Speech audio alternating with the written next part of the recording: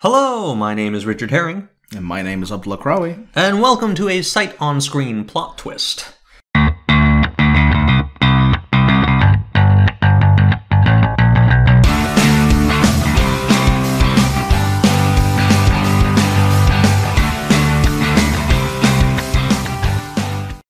Yeah, today we'll be doing the top 10 movies of the decade. For you. For me, plot twist, you come in with top 10 worst of the decade. Yeah. Super plot twist. There are many twists. You gotta keep up. There's twists left and right. Next week, we'll be reversing the roles. Yeah, so I'll be actually getting to do my top films, and you'll have to do your worst. We are calling this the sight-on-screen carrot and stick, where you get to eat the carrot this week, and I get beaten with a stick. Yeah, and next week, I still get to beat you with a stick. It's true. That's how this relationship works, right? That's normal. Yeah, that's normal. Okay, you know what? Considering what I did last week with Legend, 1985, you get to start first. Okay. I will be kind. Oh my god. No, I don't know. Let's not get into that. I want to forget that movie completely. I want to forget those 2 hours. Oh, I will be. You can start with something you enjoyed. Tell me about a movie you liked. Yes. So, the last decade had a ton of great movies. So much so that it was incredibly hard, actually, to pinpoint my favorite for each year. So I'm just gonna go through sort of year by year and just talk about one or two of them. Yeah, I mean, we're doing different structures here, because when we gave the brief for this episode, it was just a top 10 best and top 10 worst of the decade. Yeah. You've gone for a much more... Yeah, I've gone for a structure, as the engineer, mathematician, I've gone for the structure listen year by year. Pal, we both have engineering degrees. Don't you start with me. I have a master. That's true. I am only a bachelor, so... I'm joking. But yeah, so I've just gone for the structured year by year kind of thing. All right, so starting with the 2010. Okay. Not the 2010, but starting with 2010. 2010 was the year that gave us such great movies as Scott Pilgrim. Hey, love that movie. Tron Legacy. I love the soundtrack to that movie. I was about to say, I mean, it's a good movie, but that soundtrack is magnificent. And they also gave us one of my favorite movies, which isn't my top pick for the year. Okay. But because I'm such a diehard Christopher Nolan fan. Right. Inception. Yeah, I was about to say, I expected you to have Inception on. But what just ekes out in front of it is Shutter Island. Really? Martin Scorsese, Shutter Island. I mean, as much as I appreciate that choice, because I am a Scorsese man through and through, I wouldn't have expected that from you. I would have expected Inception to kind of eke it out. Yeah, I mean, it was like a 5-way tie between Shutter Island, Inception, Black Swan. Hey, yeah. Aronofsky, my man. And I love that movie, but I think Shutter Island wins it for me because I'm a sucker for a good mystery. Yep.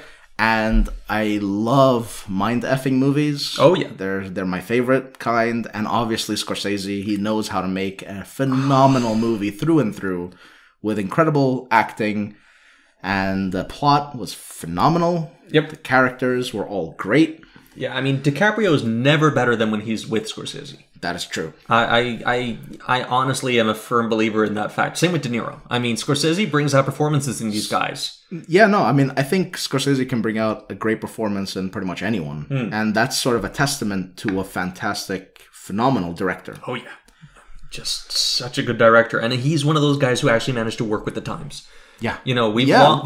Surprisingly enough, all his movies have sort of been with the times. He never falls behind. Now, Francis Ford Coppola, Robert Altman, I mean, these guys are great, but we have lost most of the Brat Pack to the ravages of time. Scorsese, even now, is still making great movies, and he's doing it using the technology available, using modern cinematic stylings, really keeping up. Yeah.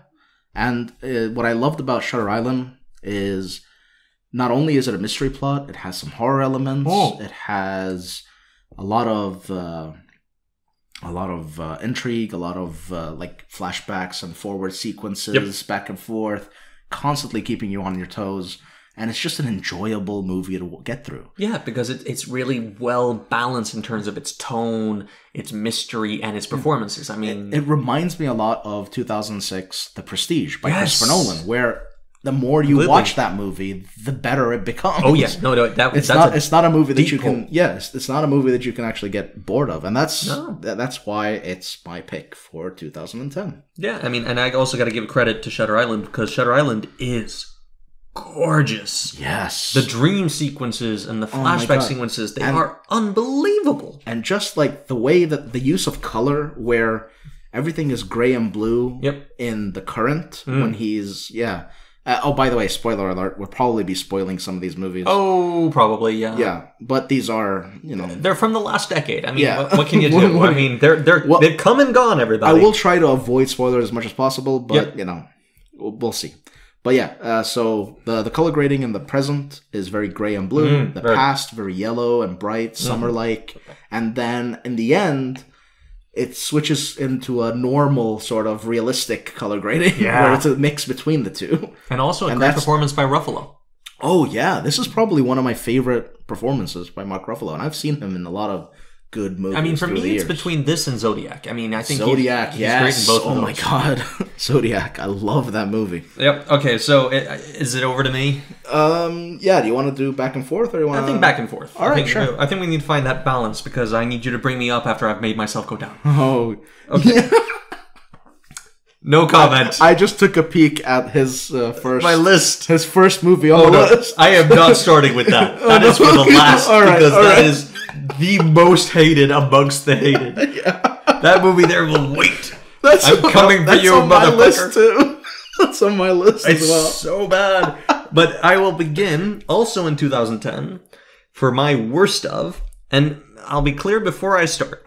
When I say worst of for me, there are probably worse movies made in this decade. Oh, probably. But number one, I haven't watched them because I try and avoid bad movies for obvious reasons. Obviously. And the bad movies I watch because they're enjoyably bad. Season of the Witch will never show up on my list because, I'm sorry, you have Ron Perlman and Nicolas Cage as a buddy cop medieval knights. yeah.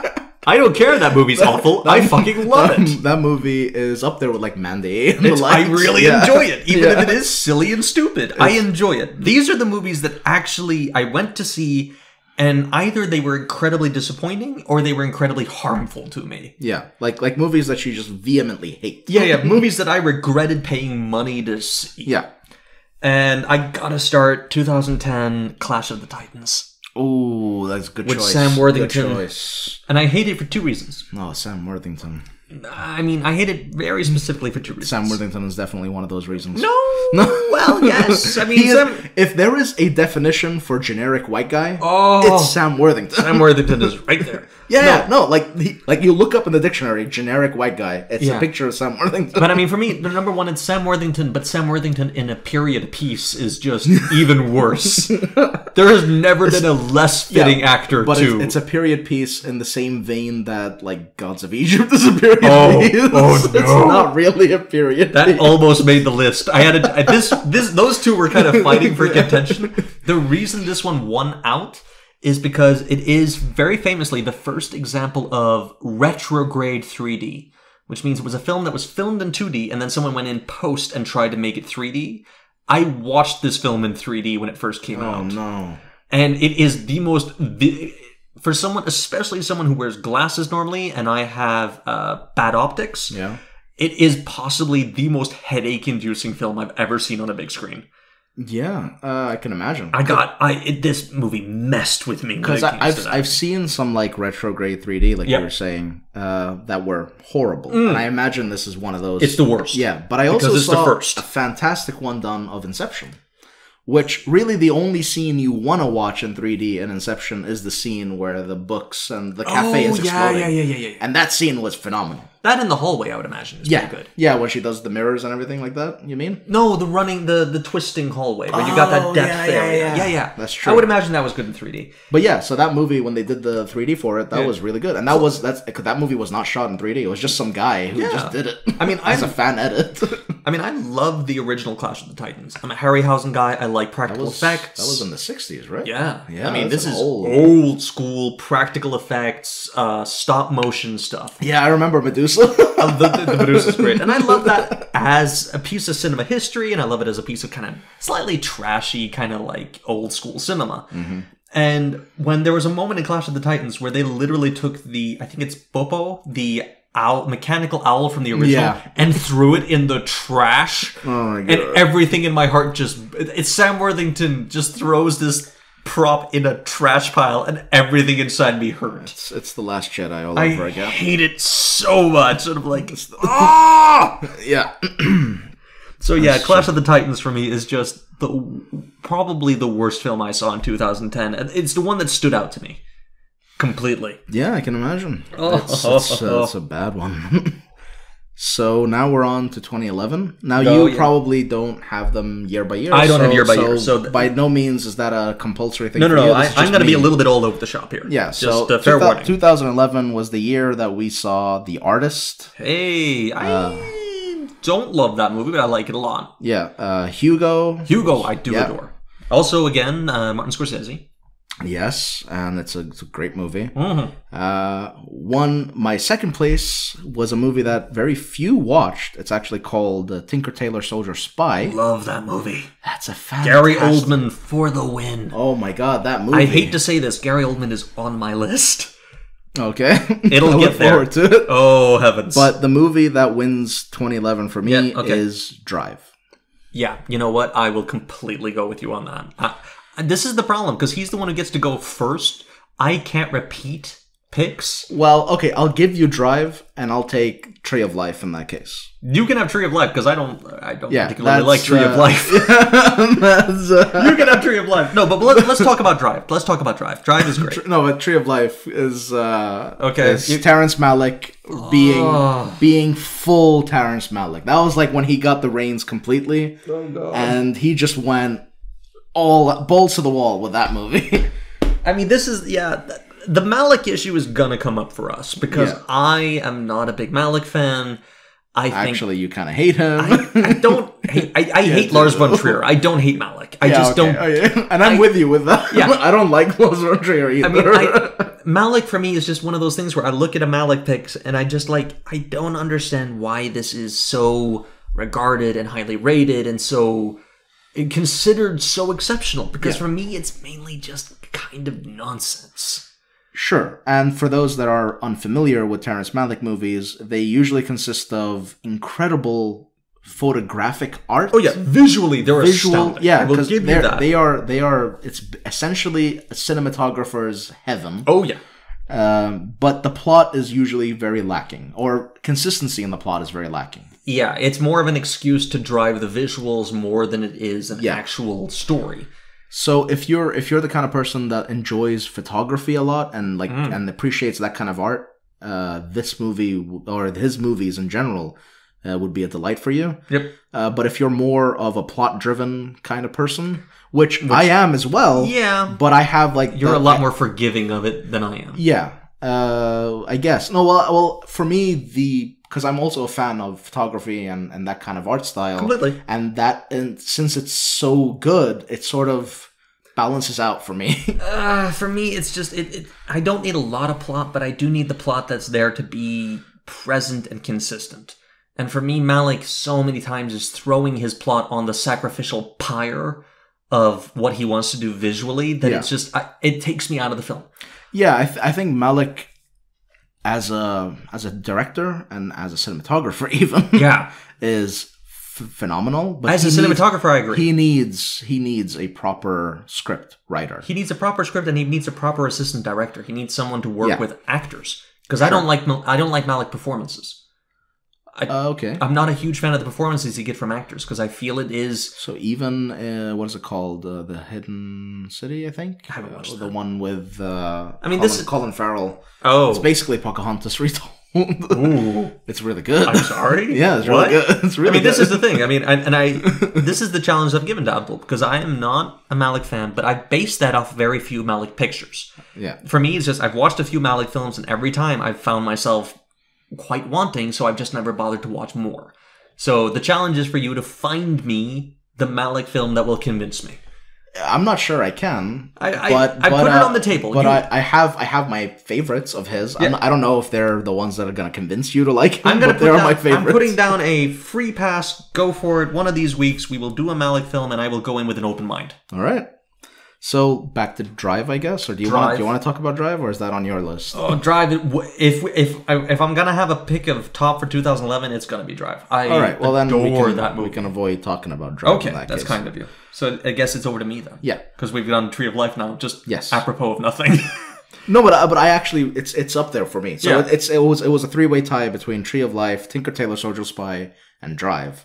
I really enjoyed. But that year also gave us movies like The Help, which I really liked. Yeah, that was a movie that came out of nowhere for me, and it was so good. The performances were amazing. Yeah, the performances were astounding in that completely. Ides of March, also Ryan Gosling, and I didn't watch it. Clooney. That's the one with Clooney, right? Yeah, I haven't watched that. Great battle in that movie in terms of performance between Gosling and Clooney. Yeah, no, I never got around to that one. It also gave us a movie that I really enjoyed called The Skin I Live In, the Antonio Banderas Almodovar movie. I'll be honest, 2011, I think of Under the Skin, which is a movie I adore, which is Scarlett Johansson. I love that movie too. Yeah, no, that was the one I would have thought. I completely forgot about that. Yeah, that would have made my list. I love that movie. But, I mean, The Skin I Live, I have heard of this one. Yeah, it's really just good. One I never got around to seeing. Melancholia, have you seen that? With Kirsten Dunst, I think her name is. Oh, yeah. I don't really like good. her, but I like that movie. Yeah, that's a fantastic movie. All right, on to you. Oh, God. Okay, I'm looking at my list here, and I'm doing honorable mentions as well. You're doing honorable mentions. Yeah. You know what? You brought up Gary Oldman. I can go for my Gary Oldman Go pick. for your Gary. You by no means need to follow the year thing. I don't even have the years listed. I don't know half the years these got released. I do. Yeah, the difference in list is unbelievable. Yeah, I have 100 movies. You have 100 movies. I have 10. I have a top 10 for every year. Every year. Let's be entirely clear. I'm changing one of the movies in 2011 to Under the Skin. Yeah, I'm the one who followed the brief. I know. I am the one who did what I was told. I am the one who knocks. Oh, that joke. Okay. I think following that connection, I'm gonna have to go with the remake of RoboCop, which I think is 2011 or 2012. The remake. Yeah. Well, is that Gary Oldman? That's Michael Keaton. Yeah, Gary Oldman's in that. And Joel Kinnaman. I have mixed feelings on Joel Kinnaman, but I hate him in that movie. I hate him so... RoboCop, the original 1987... is one of my favorite classic movies. I love the sense of humor. I love the satire. I love the balance. It's probably one of the better made satire movies. Oh yeah, it is such a beautiful cutting satire, and I love it. And this RoboCop is such a sterile, emotionless, just frigid mess of a film. And Joel Kinnaman's performance, oh my god! Like I've seen him in things that he's actually good at. He's great in Altered Carbon. Yeah, that was good. That was the one. Example. I mean, that's the one for me. That was the one that convinced me. Altered Carbon. He puts a great performance, and it's a fantastic season. I haven't seen the second season. Neither have I. I want Andy Mackie. I want to see. I think he can bring something really good to it.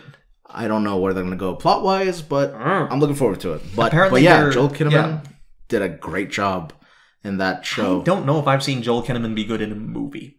Yeah, because Suicide Squad is the only other one. He's awful in that. He is just, I mean, he's done a couple of like action films recently, have all been terrible. Has he? Yeah, Undercover or something like that. And 3 Seconds he's in. It's just, there's a lot of I haven't heard of it. He's just in a lot of crap. But no, I'm sorry, that RoboCop just, it haunts me because it is possibly the best example I know of a remake completely missing the point. Yeah. If you are first going to do a remake of a property, my God, at least try either to do something very different in spirit of the original. Yeah, and I'm gonna come to a remake done right later in my list. I'm glad we're gonna be able to have something as a comparison point. Yeah. There. But the original RoboCop, I said, a classic action movie that does so much more interesting stuff just beneath the surface. The modern RoboCop is it's the most generic, heartless, bare bones action movie possible, and it's just CGI bullets and nonsense. There was no need to call this movie RoboCop. No, it had nothing to do with the original. It had nothing except to do with for the original. that one scene where they're looking at possible designs, and then they show the 1980. Peter Weller just spinning. I mean, just what are you guys doing? Yeah, I hate that movie so much because it honestly it's such a betrayal of the original spirit of the original film. Yeah, no, it's for me, it's probably the best example of a remake gone horribly wrong. For me too, and that's why it's on my list because it every time I think of it, I'm just kind of like, that is spitting on the original. It's just awful. Okay, please, something positive. Something Cheer positive. So, actually, there is I guess Dread is technically a remake. I wouldn't say that. It's based off the same source material. Yeah, but I'll be getting to another movie that's a remake. I love Dread, though. Yeah, but Dread was in 2012, and 2012 gave us such classics as Looper. Hey, it's a movie I haven't thought of much, but I do like that movie a lot. Argo. I haven't watched it. You haven't watched it? I never watched Argo. I don't like Ben Affleck. No, but that's a really good movie. I avoid Ben Affleck as much as possible because I just can't stand the guy. But movie. I'll get around to it. The Master with Joaquin Phoenix. That's a good movie. Which almost won my first Philip Seymour Hoffman, man. Yeah. Woo. But before I go to number one, I want to quickly gloss over two other movies called Seven Psychopaths. That's one of them. That's I don't know if you've heard another one I know of, but I haven't seen. Yeah, it's Colin Farrell. It's Sam Rockwell and Christopher Walken giving the best performances they've given in their lifetime. Really? Yeah, I mean, the only other Colin Farrell performance that I would compare this to is In Bruges, and it's the same. It's the same director. Oh wow! Okay, I need to watch that then because I love In Bruges. It's the same guy. Okay, I need to watch that. I need to watch that. And then I want to give an honorable mention to Pitch Perfect. Why? Because I honestly... That's harsh, I know, but I don't have any issues with that movie, but as honestly, a top of? Yeah, I know. Honestly, to me, Pitch Perfect is a perfect movie. Jesus, I barely remember. Who's in that movie again? I barely remember that movie. Anna Kendrick, Rebel Wilson, and some others that I don't know the names of. I literally... It's got the guy from Workaholics in there as well. I don't know his name. I'll be honest with you. You said Pitch Perfect, and I'm thinking to myself... Well, it can't be the one with Rebel Wilson. I must not have heard of this film. It must be a different film with the same title. But it's like, no, Rebel Wilson. Oh, it is that one. Okay. Yeah. I saw this movie with family, and I could not stop laughing throughout the whole movie. Wow. I enjoyed myself so much watching this. Fair enough. I mean, if you liked it, you liked it. Jeez. But my absolute number one for 2012 please. Is a movie, it's lesser known. It's Robert Pattinson. This was very close to Twilight era. This was still in there. Yeah. So people weren't really that geared on by Robert Pattinson. But it's a movie called Cosmopolis. I was about to say, if you said Remember Me, I was going to slap you. But no, Cosmopolis is awesome. Yes. Cosmopolis was a phenomenal movie. Cosmopolis has such a great style. It has such a great visual. It's a movie I have a hard time recommending to most of my friends because most of them like generic movies. Yeah, no, I love Cosmopolis. Cosmopolis, just like when I saw that, I mean, that was also the year Dark Knight Rises came out. Yep. But Cosmopolis, so it's just so good. I mean, here's the thing I will say. If you like Dread, you'll probably find a lot to enjoy in Cosmopolis. Because while they're not the same kind of movie, they both have that same distinct visual gloss polish to them. Yeah, and it's just that Robert Pattinson gives this so like idiosyncratic performance. He's got a real thing going on in that movie. Yeah, and it's captivating. I mean, with the exception of the Twilight movies, I like Robert Pattinson. Yeah, he's actually on my list a couple of times. I mean, what is that I watched recently with him? High Life. High Life, which is really good. He's so good in that. It's a weird movie, but he's great in it. High Life, The Lighthouse. The Lighthouse. He did haven't watched it yet. His amazing job in The Lighthouse. I need to watch The Lighthouse. And Good Time, which you also haven't seen. No, I haven't seen Good Time. You should watch Good Time. Yeah. But yeah, so Cosmopolis for me on 2012. I dig Cosmopolis. Cosmopolis is a movie, like I said, it's a movie that I have a hard time recommending to most people. Which I can understand. It's a movie that I absolutely adore. Yep. No, I am completely on board for that. And since you decided to go for a, how do we go say this? Kind of an stylized top movie. I'm going to go for a awful stylized movie. All right.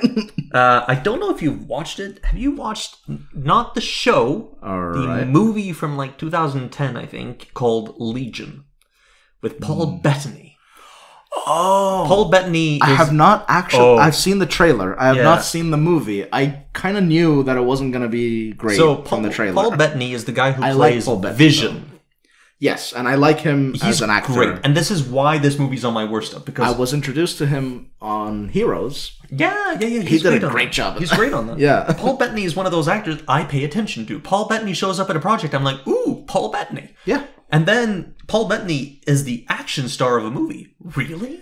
So I go and watch. He's never the star. He's never the star. So I go and watch Legion, where he plays the Archangel Gabriel. Gabriel, yeah. And I'm sitting there going, I want to punch myself in the head, because it was just the worst action film ever made.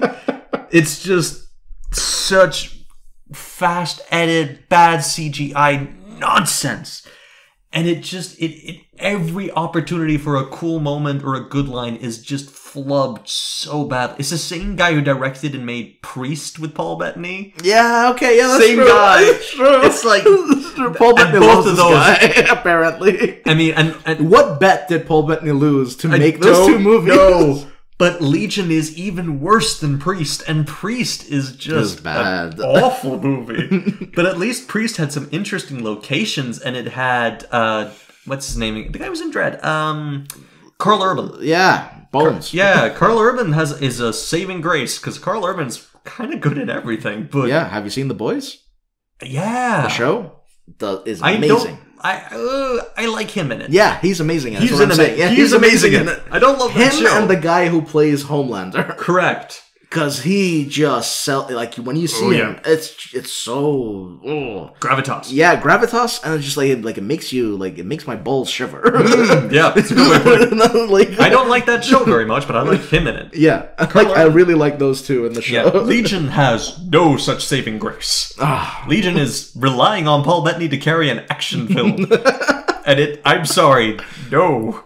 So should I be looking forward to WandaVision or not? Oh, I don't know. I'm mixed feelings on that whole debacle, but okay. All right. Yeah, no, Legion, it might be one of the most incompetent action movies I have ever seen. That's saying something, because there's been a lot of incompetent action movies. Well, let me rephrase that. One of the most incompetent modern action movies. So not like going for like 70s and 60s stuff. Yeah, but like I know. Modern Legion is just...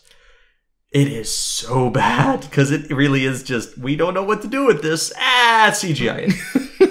No! Alright. Stop it. I can't remember what the bad guy designed it. It's kinda zombies. That's kind it. Of zombies. Kinda zombies. It's kind of the Suicide Squad effect, where it's like, this goops. Oh no, it's worse than Suicide Squad. Legion is worse than Suicide Squad. No, I know. I'm saying about the bad guys. They're like, goopy zombies. Stuff. Who cares? They got a lot of eyes. Yeah. Give them eyes. It's so bad. God help us. Yep. Okay, you're up. Please save me. All right. 2013 gave us such gems as The Wolf of Wall Street. Another Scorsese. I can understand why people have an issue with that movie. Yeah. And a lot of people do. Yeah. I have nothing against that, because I get that's part of the point. It is a divisive film. I like it. Yeah. Because I get kind of what I at least feel that I get what it's going for. But yeah, I love that movie. Inside Llewyn Davis. Ooh, Coen Brothers. Yes. Coen Brothers. That was a phenomenal movie. That's an emotional film. That's a very emotional film. That and pulls you speaking of emotional film, Fruitvale Station, which I don't think you've seen. Ooh, Ryan Coogler, right? Yeah, it's the guy. I need to watch that. Yeah. It's the same guy who did Black Panther. I need to watch that. It's on my list. Also got what's his name? It's also on Black Panther. Michael B. Jordan. Michael B. Jordan, who is a great actor. Yes. But yeah, and almost, so this is controversial, which was almost my first choice. Okay. Is The Great Gatsby. Wow, I love the book. Oh. The book is one of my favorite books. I do like the book. And I like the movie because compared to the other movie... Really? Yeah, compared to the other Robert Redford movie... Fair enough. Yeah, that one was horrible. Oh, yeah. Yeah. I usually would have said Robert Redford is always kind of a top-notch for me, but that particular movie sucks. So at least this movie gave me something that I can, like... It gave me a lot of things from the book, so I was really happy. But it's Moulin Rouge Boy, and I can't... yeah, it's Luc Besson, right? Yeah. No, it's not Luc Besson. What am I saying? No. Get 1 second. I know his name. Bachenbach? Yeah, but something. Oh, I know his name. I don't know. It certainly isn't Luc Besson. No, Luc Besson is the guy who did it's not Luc Besson. Element. Yeah, I know. And Leon the Professional. Which is a lovely movie. Love that one. Oh, what's his name?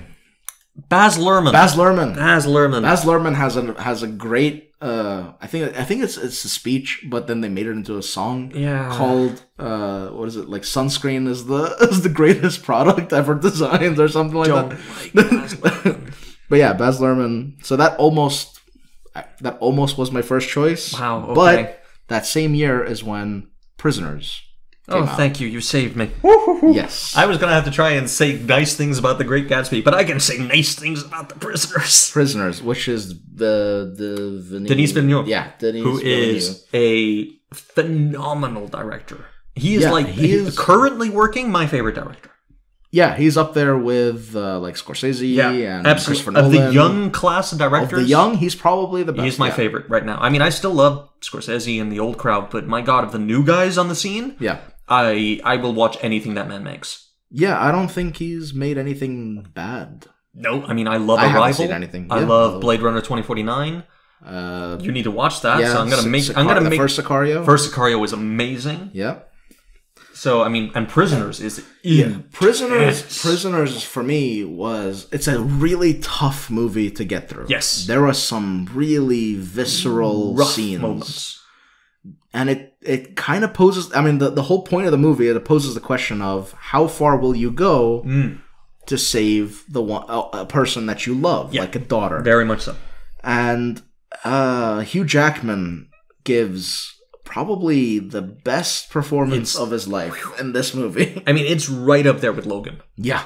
I mean, a lot of people haven't seen Prisoners. If you want a reference for emotional context, I mean, Logan is a good one. Logan is a good reference for this. I mean, it's a rough, but it's way rougher. It's much rougher. Way rougher. It's much rougher.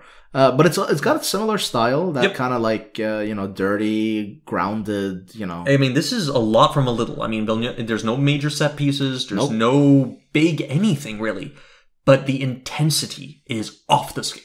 And what's his name? Jake Gyllenhaal. Gyllenhaal's in that. Yeah. Jake Gyllenhaal does a great job as always. I mean, he never disappoints as an actor. Nope. I mean, Gyllenhaal. I mean, it might be on your list later, but for me, Gyllenhaal. Nightcrawler for me was just a revelation. It's on my list. And this is a similar kind of intensity. I mean, it's not the same performance, but it's proving that Gyllenhaal is a great actor. Gyllenhaal is an amazing actor. He's an amazing actor when he wants to be. Nightcrawler actually comes out 2014. Yeah, so. I was about to say, Nightcrawler's a little later on the list, but I mean, Gyllenhaal, and it is number one career best level performances for both actors. Yeah. And it's inside such a tight screenplay. It's so claustrophobic. Yeah. You get that sense of claustrophobia when you watch the movie, and it's so I can't state enough how visceral the movie is. And it's Villeneuve, who is a surprisingly kind of economical director, which means he's getting everything he can from every little piece he has on the table. Yeah. This guy is playing high-grade 3D chess at all times. He is a smart guy. Yeah. And it comes through in everything he works on, because he is one of the few directors who, I will watch his stuff and I am surprised. I will not be able to... his attention to detail is... I will not be able to follow... I don't see where he's going. That guy can take a left turn and I wouldn't see it coming. And I love that, especially in a film like Prisoners. Yeah, so Prisoners, my favorite Villeneuve movie so far. because I haven't seen Blade Runner yet, but that's my favorite Villeneuve movie. You know what? I think you might like, if they're so different, and considering your taste, it might be that Prisoner wins out anyway. But I'm personally just waiting for Dune.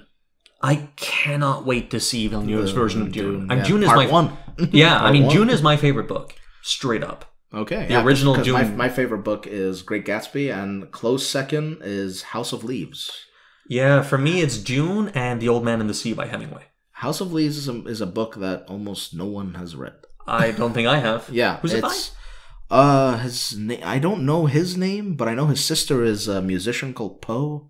Because they take a lot of what do you call it? Like a reference from Edgar Allan Poe. Oh yeah, well a lot of her lyrics is from Edgar Allan Poe. Oh, fair enough. Okay. So, but yeah, House of Leaves is a book that I would usually. Oh, hang on. I would usually be okay. So I'm trying to talk and type at the same time. Trying to look up this damn thing. Yeah. So I'm usually of the kind that would read on a Kindle or a phone. This is the one you told me about. Yeah. I'm usually the kind of person who would read a book on a phone or a Kindle or a pad and be completely okay with it. Right. This is probably the only book I would say that you have to read in print.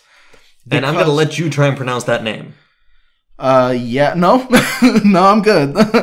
Mark Z. Danielowski, yeah. Yeah, no, I that's on my to-do list because you have mentioned it before. I have it written down somewhere. And the whole book is just about this person who buys a property and then slowly starts going insane. And the way that it's printed on the book, right, it's just like for example, you see blank pages constantly that you have to flip through. Okay. Writing that goes in like swirls that you have to turn the book while you're reading to read the swirly text. The only book I know that's like that and has a similar kind of stylistic effect is Flowers for Algernon. I think you mentioned that last time as well. And that's because it's being written by someone whose intelligence is fluctuating throughout the story, and so you're seeing punctuation and spelling errors early on, and then those kind of things come and go. This is in the same vein. So this is a book that I would absolutely recommend. So, we managed to throw in a good book recommendation into our film podcast. This is going well. Yeah, I know. A book that was written in 2000. So that's not last decade, but the decade before that even. Yeah, we're still in the right millennium. So, hey, so Prisoners for me for 2013. Okay, take it away. It's over to me. Oh, I have so many options. But, I think... yeah, you know what? I'm going to go for... and this is kind of the opposite side from Prisoners, because Prisoners is dark, intense, and claustrophobic. Yeah. And on the other side of that is a film that really tried to be that and failed miserably. After Earth. Yeah, I knew you were going to go for that. Because, Jesus Christ. After Earth, for those of you, it is a Shyamalan film. Yeah, it's M. Night Shyamalan. And it is... Shyamalan. And it's starring... Well, it is starring the Smiths. Let's call it that way. The Smiths. It's Will and Jaden Smith. Yeah, and it's Jaden Smith's movie, and it's Will Smith is kind of just there to lend his name and his gravitas, trying to give his son a starring role.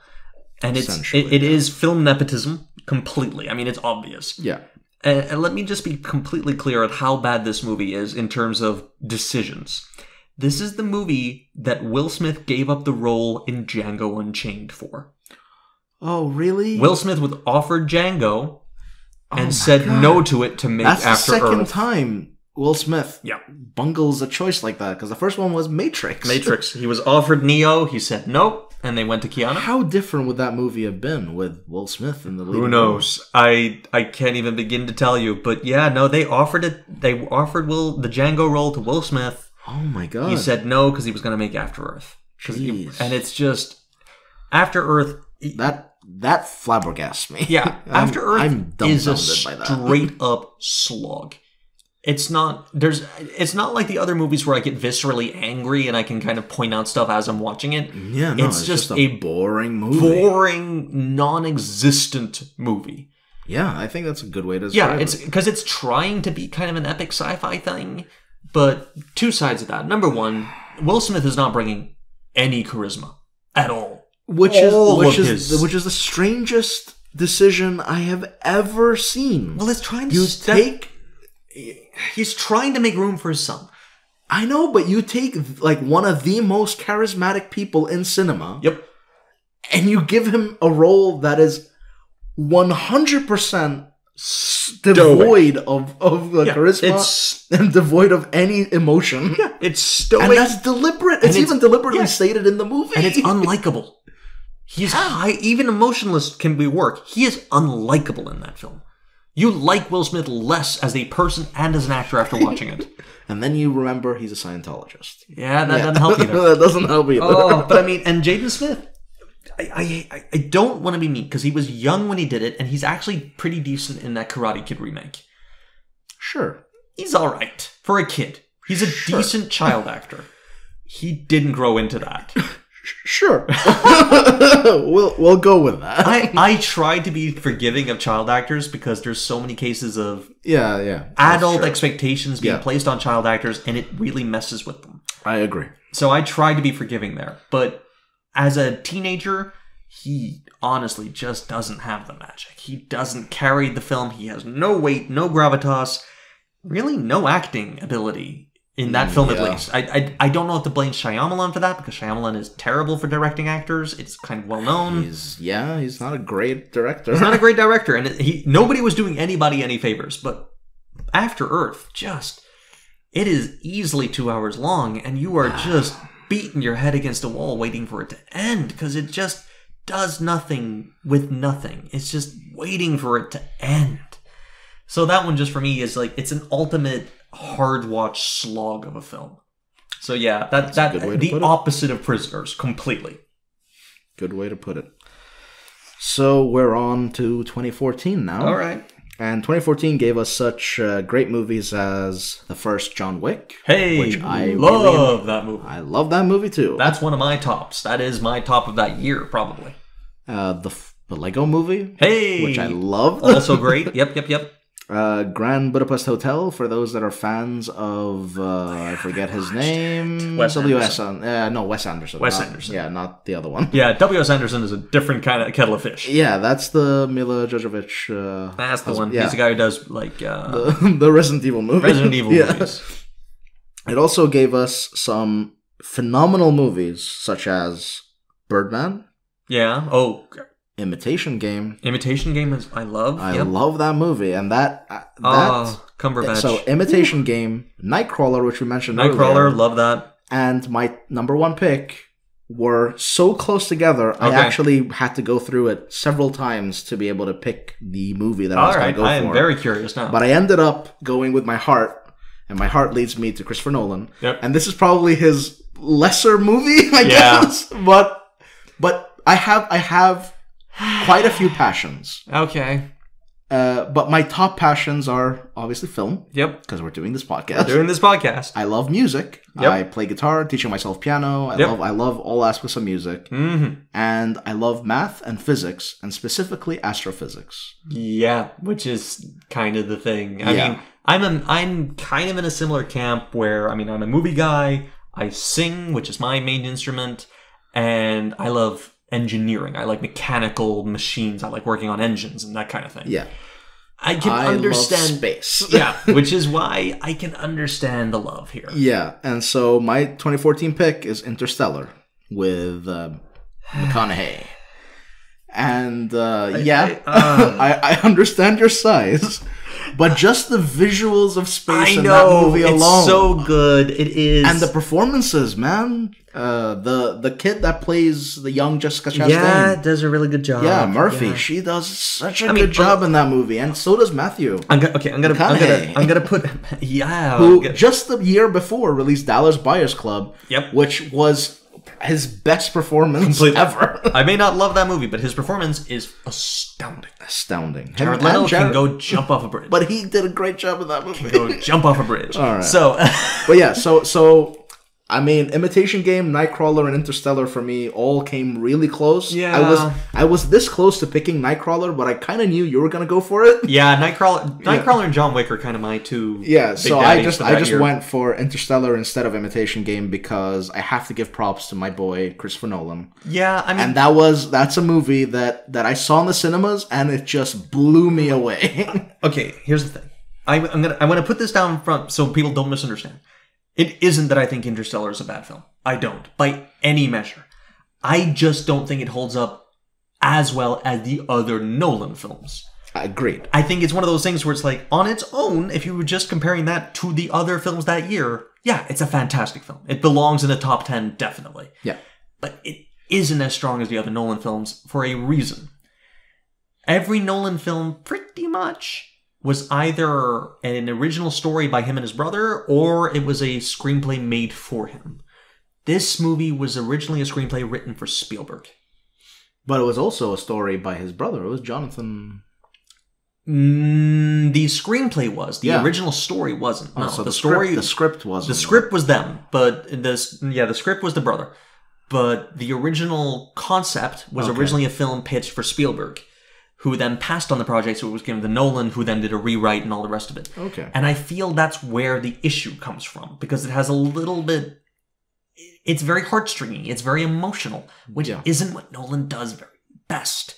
Nolan is a cerebral filmmaker, much more than he is an emotional one. Sure, I can agree with that. So, especially the ending for me and that's my only gripe. Rough. That's my only gripe with the movie. I don't really fault it too much for not having like an obvious villain or No, I have no issues with this. Yeah, and even though like some might feel the shift in Matt Damon's character came out of nowhere, but I feel actually if you watch the movie again, you see it set up. No, really I saw well. it set up really well. I like that completely. But the ending is the only gripe, which is the whole love thing, which is just weird. It's so, and I feel it's a slight combination of the fact that it doesn't match with the rest of the movie so well, because the rest of the movie is a Nolan movie, and it was done so like if you think from a purely astrophysics point of view, the rest of the movie was done so realistically, like to a T almost. I mean, the black hole, they didn't do that as an artistic render. That is an actual mathematical model that they put into a CGI generator. Yeah. And it returned an unexpected result, which when shown to a physicist went, oh, of course. Yeah.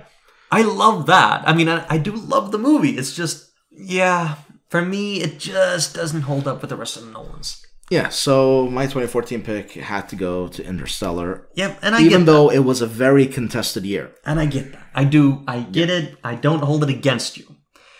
That's fine. Yeah, I'm just saying. I can survive, even though tears are running down my face right now. Yes, that you can't see. No, they're flowing quite freely. So they might be flowing because of last week's legend. It's still in my mind. Can't get it out. Yeah, don't worry. You're probably going to have that feeling until you pay me back somehow. I'm waiting for that. All right. Okay, so let's talk about another film, which is all the right elements to make something that didn't hold up. I'm excited. Jonah Hex. Oh, yes. Let's talk about Jonah Hex. Most people forgot this film existed. I did. Good reason. I certainly did. Wow, this movie is just awful. So, I really feel sorry for Megan Fox sometimes. I feel bad for Megan Fox, Josh Brolin, John Malkovich. I feel bad for everybody involved in that one. Josh Brolin, maybe. John Malkovich, not so much, because he just chooses the weirdest of roles, usually. True. He has no, I'll give you that. Like him playing Blackbeard, I mean, come on. He does a great job at it, though. He does, but I forgot that happened. Yeah. Mr. Famously gray goatee. Yeah. And being John Malkovich, which I love. I love that movie. I do love that movie. My God, is that a strange movie. Yes, Spike Jonze is a weird dude. Yep. But yeah, so Malkovich is known to pick some really bizarre choices. Yeah, Red is also Brolin and Fox, I mean, okay. I feel sorry for Fox in general. I feel sorry for Brolin in this movie, but Megan Fox I generally feel sorry for, because I feel like she was taken advantage of. Yeah, crazy. I do. I gotta agree with that. I actually have quite a lot of sympathy for her, because Michael Bay is an asshole. Yeah, and even before Michael Bay. Yeah, even before Michael Bay. No, you're right.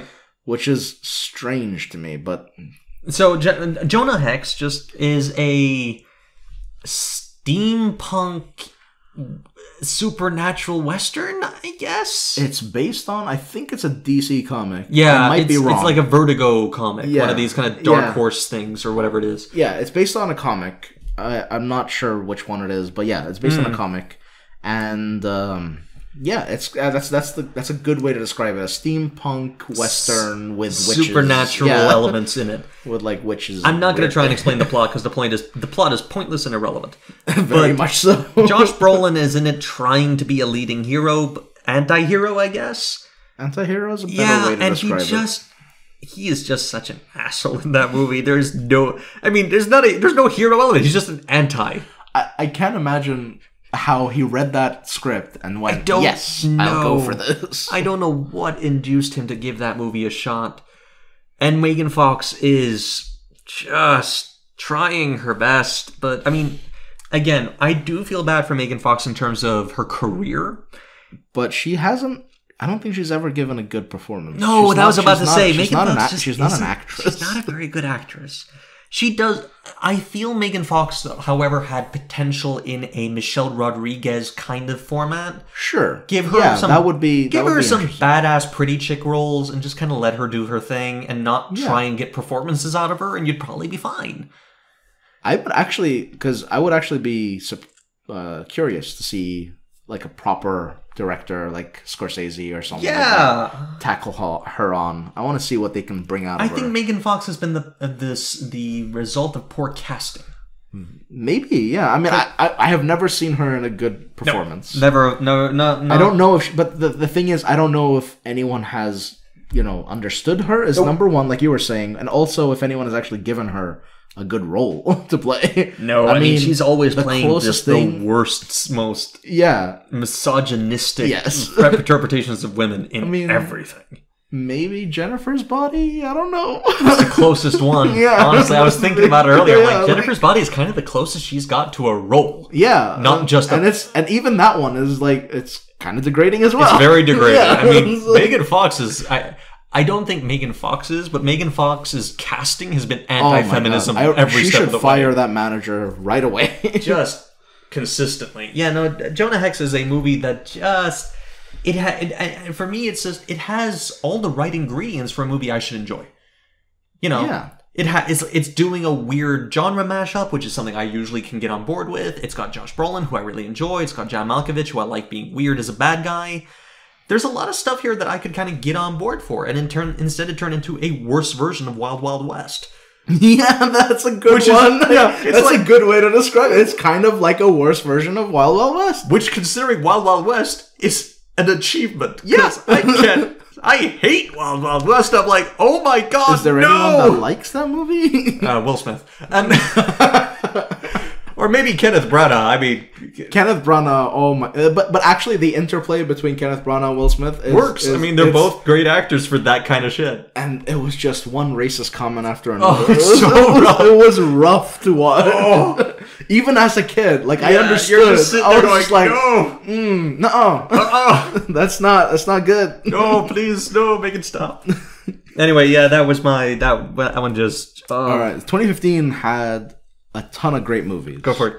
So I'm just gonna list a few. All right. It had the Man from U.N.C.L.E. Ooh, yes, which is Henry Cavill, which is a perfect Army casting. Hammer. Yeah, Army Hammer, but it was the perfect casting for Henry Cavill. Yes, he did a great job in that movie. Yep, hands down. It also had the first Sicario movie. Yes, love that. Good. Again, Villeneuve. Fantastic. It had a weird movie that I don't think anyone watched. It's called Dope. For anyone out there who enjoys like a coming of age story but done in a really strange way, watch this. Okay. I don't want to get too much into it because it's I just think like just look it up, and I think it's if you like a coming of age story. Never even heard of it. All right. If you enjoyed last year's Good Boys, I think it was called. Oh right, okay. This is sort of a more tame version of that. Oh, fair enough. It also had The Big Short. Hey, which I quite enjoy that. Steve Carell, I mean, Christian Bale. Yeah, but the best performance for Steve Carell I've ever seen him in. He really gave it his all in that role. Yep. No, I'll agree with that. I mean, I like Carell as an actor unless he's trying to be completely melodramatic. Yeah. Morrowind or whatever the hell that was. That was awful. Yeah, but it had a movie called The Walk with Joseph Gordon-Levitt. Oh, right. Yeah, that was really good. Yeah. But the one that wins it for me, which I don't know if a lot of people know of it, it's called Beasts of No Nation. Oh, yeah. Idris Elba. Love Beasts that movie. Of No Nation. Ooh, Netflix. That movie was incredible. That is a rough movie, but it's an incredibly rough movie to get. It's a rough through. movie, but it's a good movie. It's a movie about war-torn Africa with warlord. Well, it's more. I would say if you're gonna pick one thing to point at, it's a movie about child soldiers. Child soldiers. Yeah, I mean that's kind of where the central thing is, and that is a topic that is really hard. And the performances, my God, every single child actor there deserved an Oscar. Yeah, and especially the main that kid. Actor. I don't know I can't remember his name. I think it was Muhammad something. Yeah, I think so. But he did so well in that role. It was incredible. And so the performances from all the child actors were insanely good. No, Abraham Atta. Yeah, that's the one. I mean, such a good movie. It's made by Cary Fukunaga, who's the guy who also made the first season of True Detective. I mean, this guy has a cinematic style all his own. Speaking of, Matt McConaughey, first season of True Detective. My God, that's a performance. What a performance! I mean, The Beast of No Nation is a movie that I will recommend, but it's probably a movie I'll never watch again because I'm one of those. One of those people who because I have a sibling who's 12 years younger than me, which means that I kind of was more a semi-parental figure than I was a brother figure.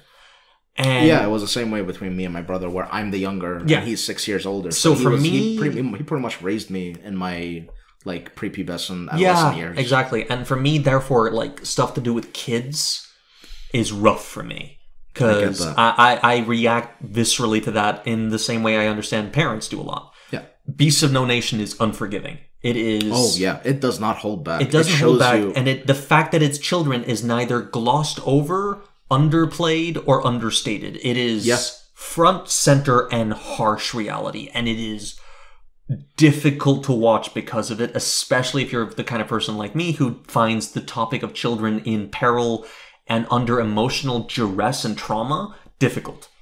Yeah, I mean, I can't get those final lines out of my head. Jeez, don't. It's just it's definitely the movie of the year for me. Yeah, and it's up there for movie of the decade for me. I mean, we haven't talked about none of the movies on your list so far are movies that I can remember distinctly having a really emotional punch reaction to. Not even Prisoners? Prisoners, but in a different way. I didn't cry at Prisoners. Yeah, okay. I cried at Beasts of No Nation. Yeah, it's tough not to cry. Yeah, no, I did cry at Beasts of No Nation. No, this is a movie that does not hold back in any way. Yeah, no. Prisoners is harrowing. Beasts of No Nation is painful. Yes, in an emotional way. But it's a very beautifully told story. Completely.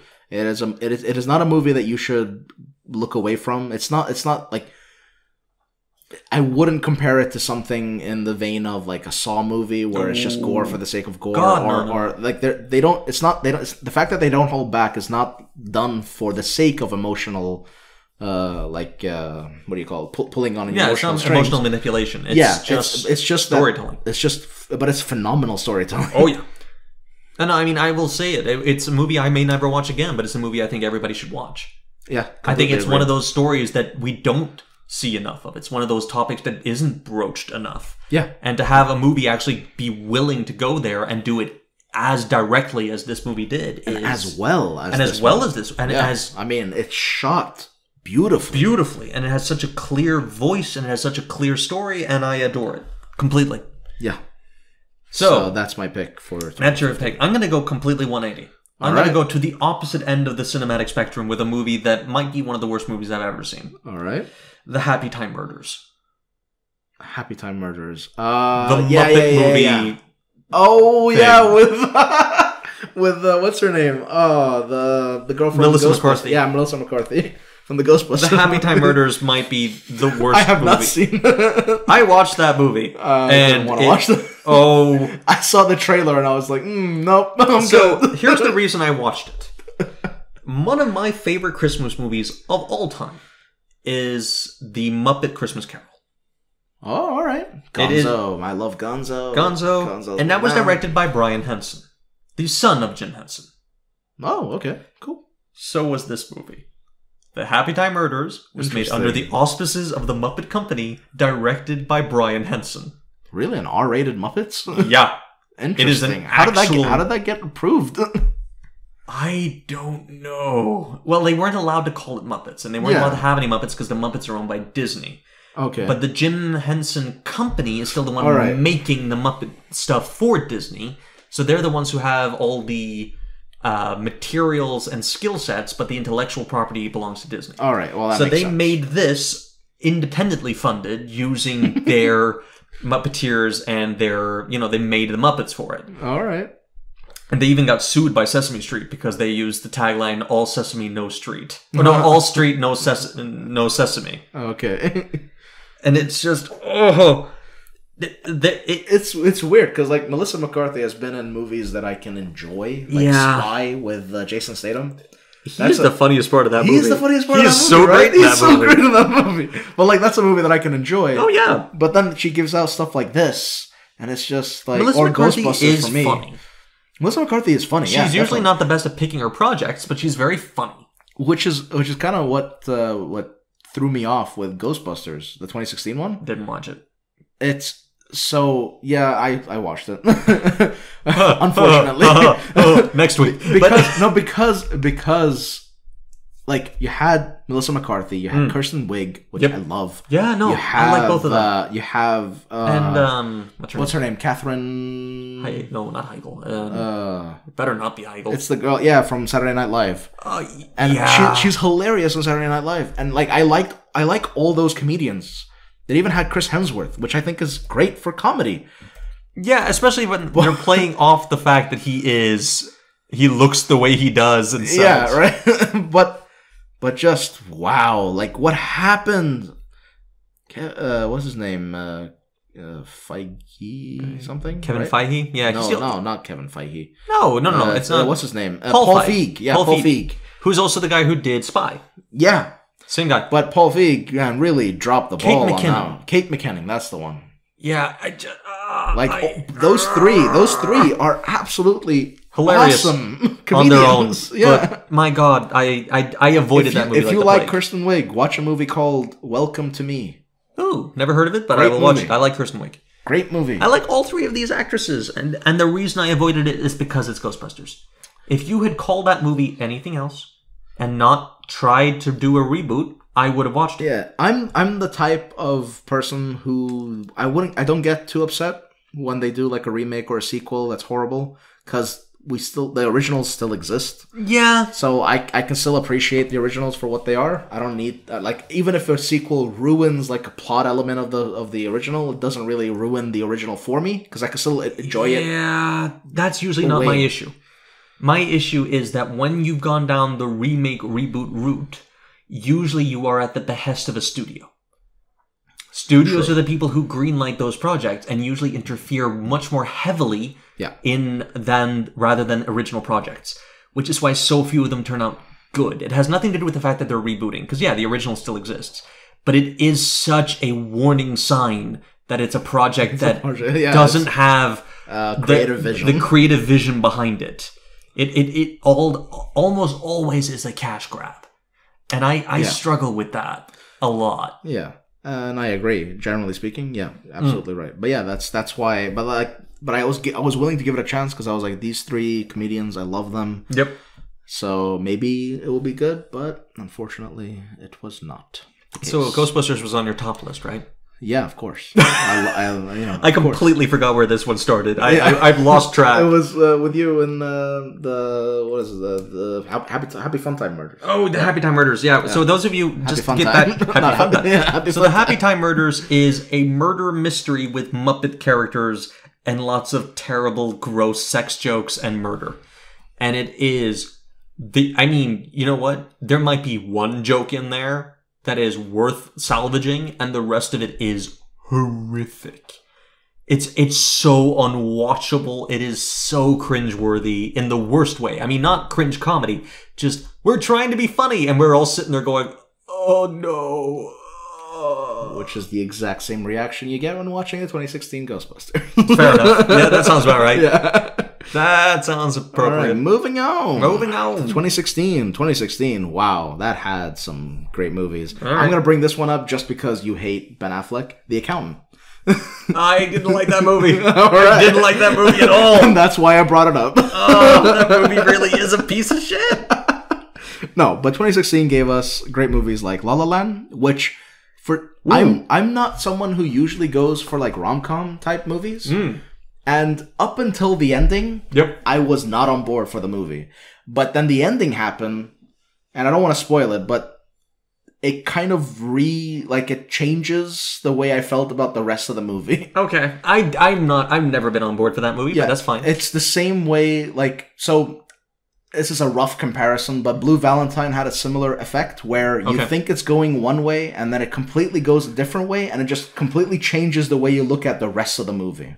All right. But Blue Valentine is very, very, it's not really a rom-com in any way, shape, or form. Yeah. But no, La La Land, I just never got on board for it. I gotta admit. I mean, I wanted to, and I just... I understand what you're saying. I don't like musicals in general either. So that's what I mean. Like, for the whole movie, I wasn't really on board, and I was only watching because my sister was with me. But then the ending happened, and I was like, oh wow, all right. And here's the thing: I had a friend of mine who is of a different cultural heritage, let's say, than what La La Land is trying to represent. Okay. And the complaint of this is the most basic white bitch movie I've ever seen is so on point. It hurts. It's like, it really was like, ah. All right. So 2016 also gave us 2 great Amy Adams movies. Right. Arrival. Oh, yes. Yeah. Hail to the King. Yeah. And also Nocturnal Animals. Yes. Also very good.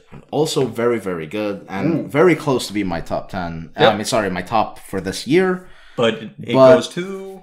So Hacksaw Ridge almost made it as well, which is probably one of my favorite war movies. I didn't watch it because of Mel Gibson.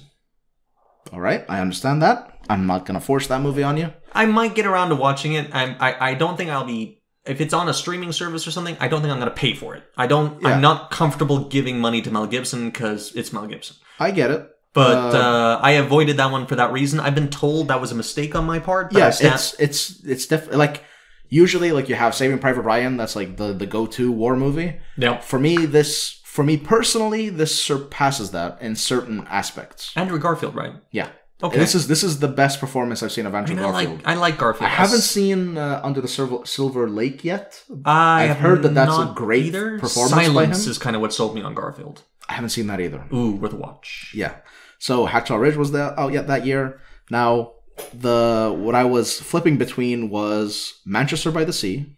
Mm-hmm. I really like that movie, but Casey Affleck. Casey Affleck is a problem. Casey Affleck is a problem for you. Mm-hmm. Knight of Cups, which is my favorite Malick movie. Oh yeah, that's the one I haven't seen. That I think you might. I'm willing to give a shot. If we're gonna watch a Malick movie, that's the one I've heard I need to give a shot. So yeah, I'm on board. That's my favorite Malick movie. But since I already did Malick in an earlier Fair year, enough. Manchester by the Sea. So no, Moonlight. Ooh, much better. Yeah. Yeah, no, Moonlight I'm on board for. Moonlight I can applaud. Moonlight was beautiful. Yep, no, I will completely love that give you movie. that. Love that movie. Yeah, no, Moonlight's great. Manchester by the Sea, I mean, again, I do have this problem of trying to separate performer from material. Yeah, I don't have that problem. Like, I hate Kevin Spacey as a person. I can still enjoy his performance in, like, the Usual Suspects or for me, it's a question of time. If it's a film that's already been produced and it's already been made and it's out and it's been there for a bit in the consciousness, I'm okay with it because it's Baby Driver for that matter. Even Baby Driver, but for me, Manchester by the Sea, it's like there was already issues when that was being made. It's like sure, I have another one of his movies on my list. I don't know if it's going to be the one I pick for the year, but there's another one on the list as well. Okay. I think as an actor, He has a very distinct style. Yes, and I like him a lot better than his brother as an actor. I agree. Yeah, I think Casey Affleck's as an actor, he is better than, I think Casey Affleck's Ben. a better actor than Ben. Completely. I completely agree with that. But yeah, he has a very distinct style, very slow. Yeah, which is not for everyone, I don't think. Yeah, and I like his acting style. I do. Yeah. It's just I don't. Let me put it this way: Manchester by the Sea. I think for me, it is a great film, but it is so unrelentingly depressing. Yes, and I struggle with movies that make that choice. The other Casey Affleck movies also like that. Unrelenting depression is hard for me to swallow as a. I like those movies, passed it. but it's hard for me to get on board with. Please tell me it's The Assassination. No. Oh, okay.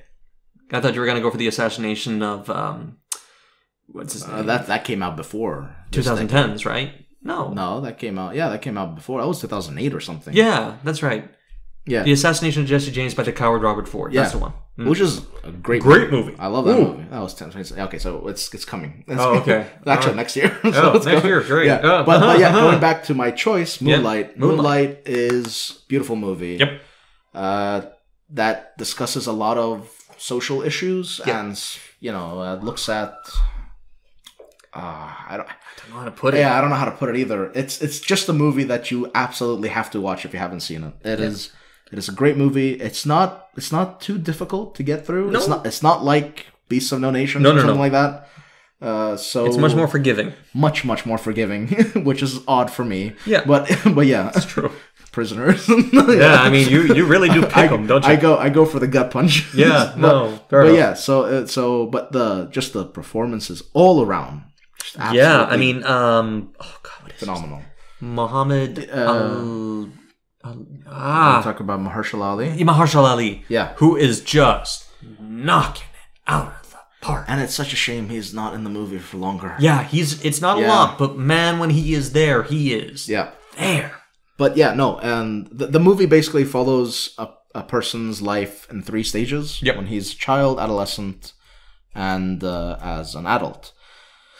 And in all 3 stages, those actors really give it their all, and it's just a fantastic performance all around. I think the whole, here we go. He just looked it up. Yep. So I guess we can mention that this movie is very much about social struggles, identity, and sexuality. Yeah, I mean the way someone put it to me, and it's the description I'm going to use. Socioeconomic issues.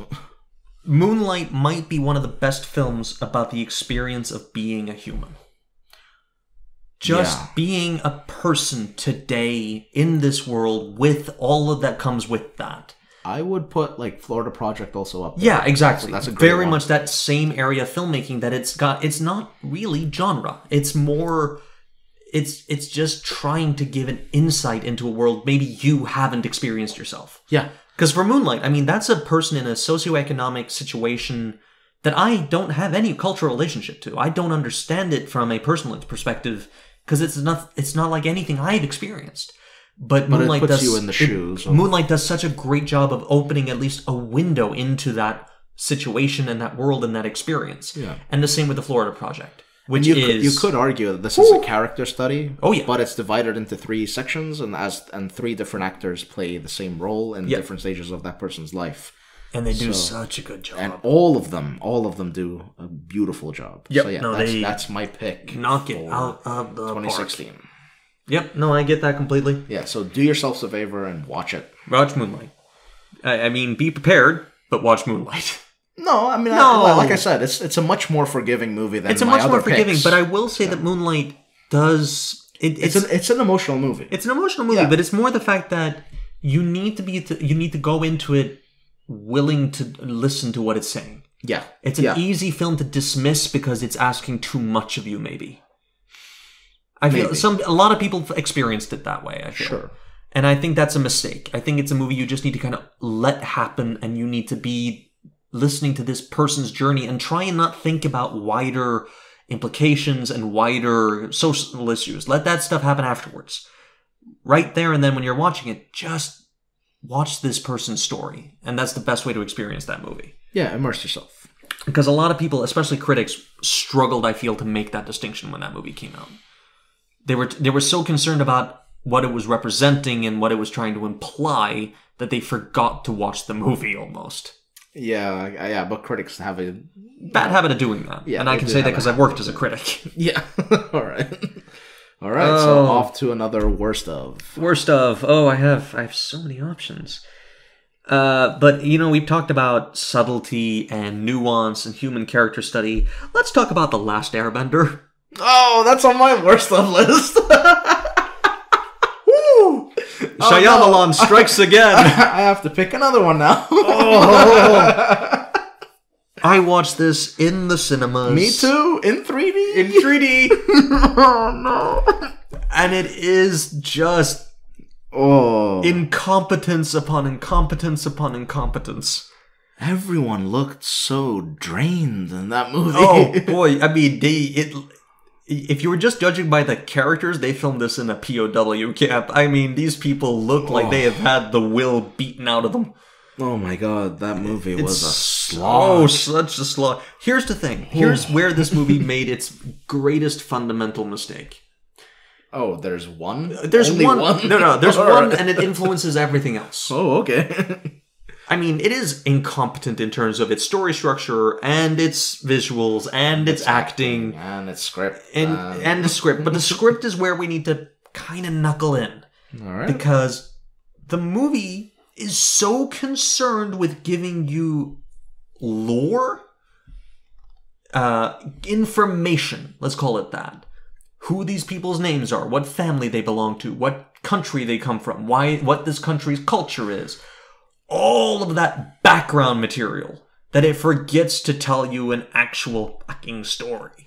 Which is really strange, because although I haven't really watched the anime, show. Yeah, I know. But I have seen the, opening, and it tells all of that in, 50 seconds? Yeah. Yeah, no. And the show... And it happens... I think every opening crawl, it just gives you a... The show is amazing. I've watched a bit of the show. The show is great. I mean, and that's kind of where the great thing here is oh my god, the show! Yeah, they had this amazing source material, and they just squandered it. Because honestly, what they're trying... shat on. What they're trying to do, from what I can kind of figure, is that they're trying to take at least one, maybe 2 seasons of a well-established show and fit that entire story and arc into a film. And they can, and this, you can almost feel the compression happening of all of that, the information dumping. I mean, it's just falling from the sky like pylons. You're trying to dodge pieces of info dump as it lands around you. And then suddenly you're like, we're in an action scene. And it is the worst action scene you have ever seen in your goddamn life. Yeah. Every aspect of this movie is just boring. The handheld camera. Oh, God. And the lack of cohesion and the lack of choreography and the complete just bungling of every step. Waste of 3D. And just a waste of film. I mean, it's just such a useless enterprise trying to do... It is aiming for epic, and it feels... completely shallow. It doesn't just fall short. No. It goes in the opposite direction of epic. It's leaping for the sky and you're watching it fall off a cliff. I mean, it's just plummeting. God, that movie sucks. Oh, well, thankfully we have 2017, which gave us a plethora of amazing movies. Yes, please. Remind me. The Lego Batman movie. Woo! Always be recording. Yeah, my favorite Batman movie, period. I'll agree. Completely. Yeah, I'm on board for that. I'm so on board for that It's the best Batman movie. It's a 10 out of 10 for me. It's so great. It's such a great movie. But it also gave us such beautiful works as the ones we've talked about earlier. Good Time, Robert Pattinson. Hey. The Florida Project. Oh, God, that movie. If you ever wonder, for anyone who has ever said to me, well, Willem Dafoe is not really a great actor. What? Watch The Florida Project. Watch The Florida Project. My God. Some of his earlier works, too. He's good at a lot of stuff, but I mean, he's easily dismissed as a villain. Last Temptation of Christ is one of my favorite movies. He's great as Jesus. Unbelievable in that movie. It also gave us 3 Billboards Outside Ebbing, Missouri. A movie I adore.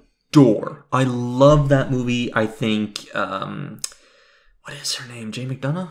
No. No. You know who I mean. I know who you mean. Yeah, in the meantime, yeah, I would be remiss if I didn't mention at least one, what's his name? Francis McDormand, that's what I was talking about. Francis McDormand, yeah. I'd be remiss if I didn't mention Phantom Thread, which is... I haven't seen that yet. I admit too freely. I have to at least mention one of, what's his name? Paul W.S. Anderson. No. I'm talking about the actor. Oh, yeah. What's his name? Oh, I had it in my head, and then it suddenly went completely blank in there.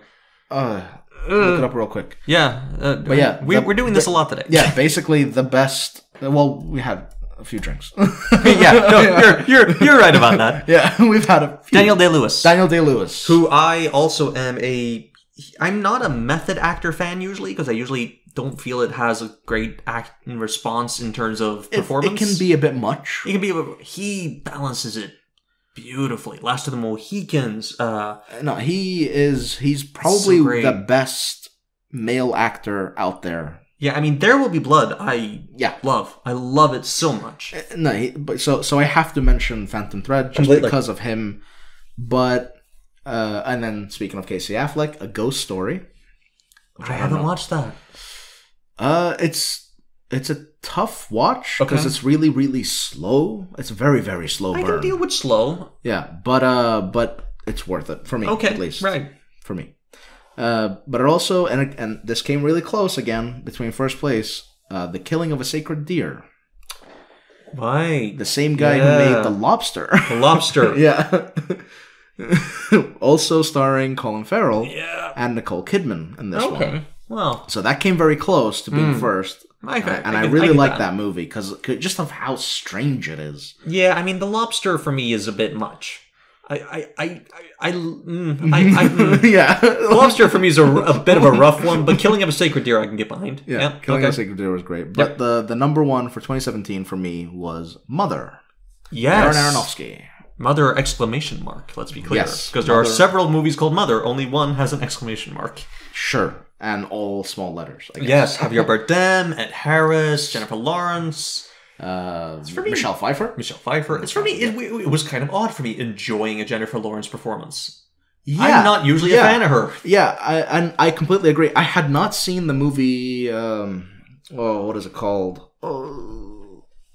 Whatever. But yeah, I had not seen a Jennifer Lawrence performance that I really, really liked. No, I think she's fine in those Hunger Game movies. I got no real issues with those, but I'm also not blown away by them. Yeah, and she was also okay as Mystique, even though I kind of prefer the previous actress. It's likewise. And then there's the one she did with Chris Pratt, Passengers.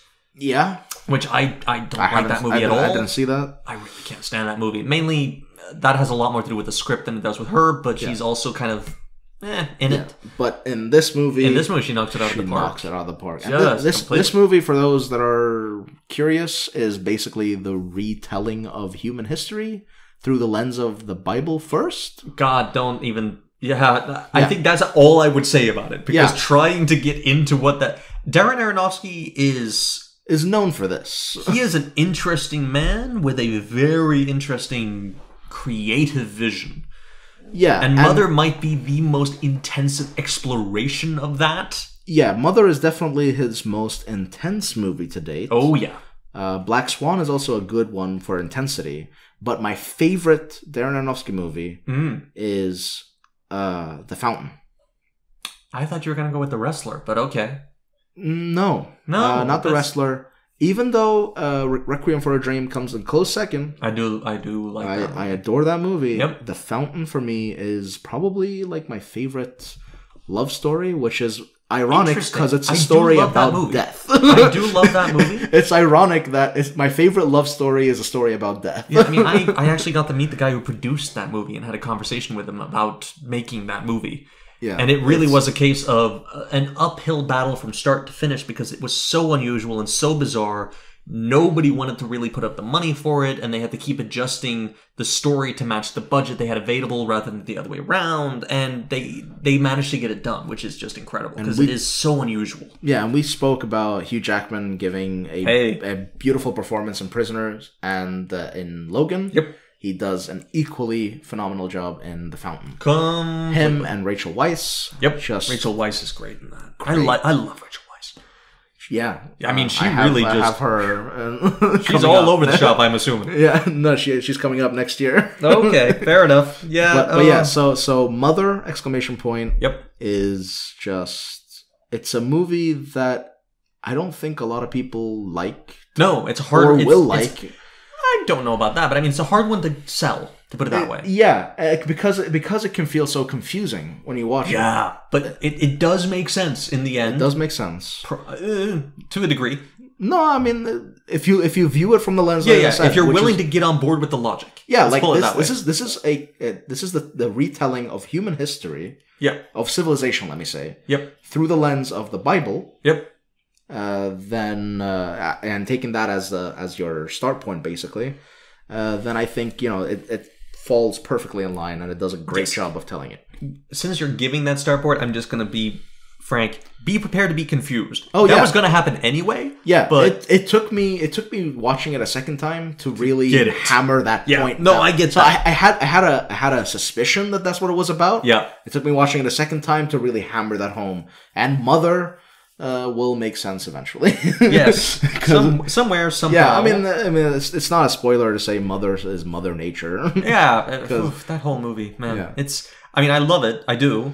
Because I'm a big Aronofsky fan. Because I think Aronofsky is one of those directors currently working who has the most, I don't know, something new to say. Yeah, Aronofsky for me is like the perfect blend of someone who's as surreal as David Lynch. Yep.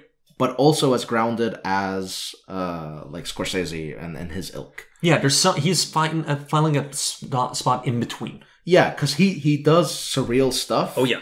But he does it in such a way where it's not too vague. Like you can actually understand. There's a coherent story being told here. Yeah. And I think Mother is probably his most surreal to date. Yeah, I would give you that. Yeah. But despite that, it doesn't really come close to anything like David Lynch has created. Oh God, no.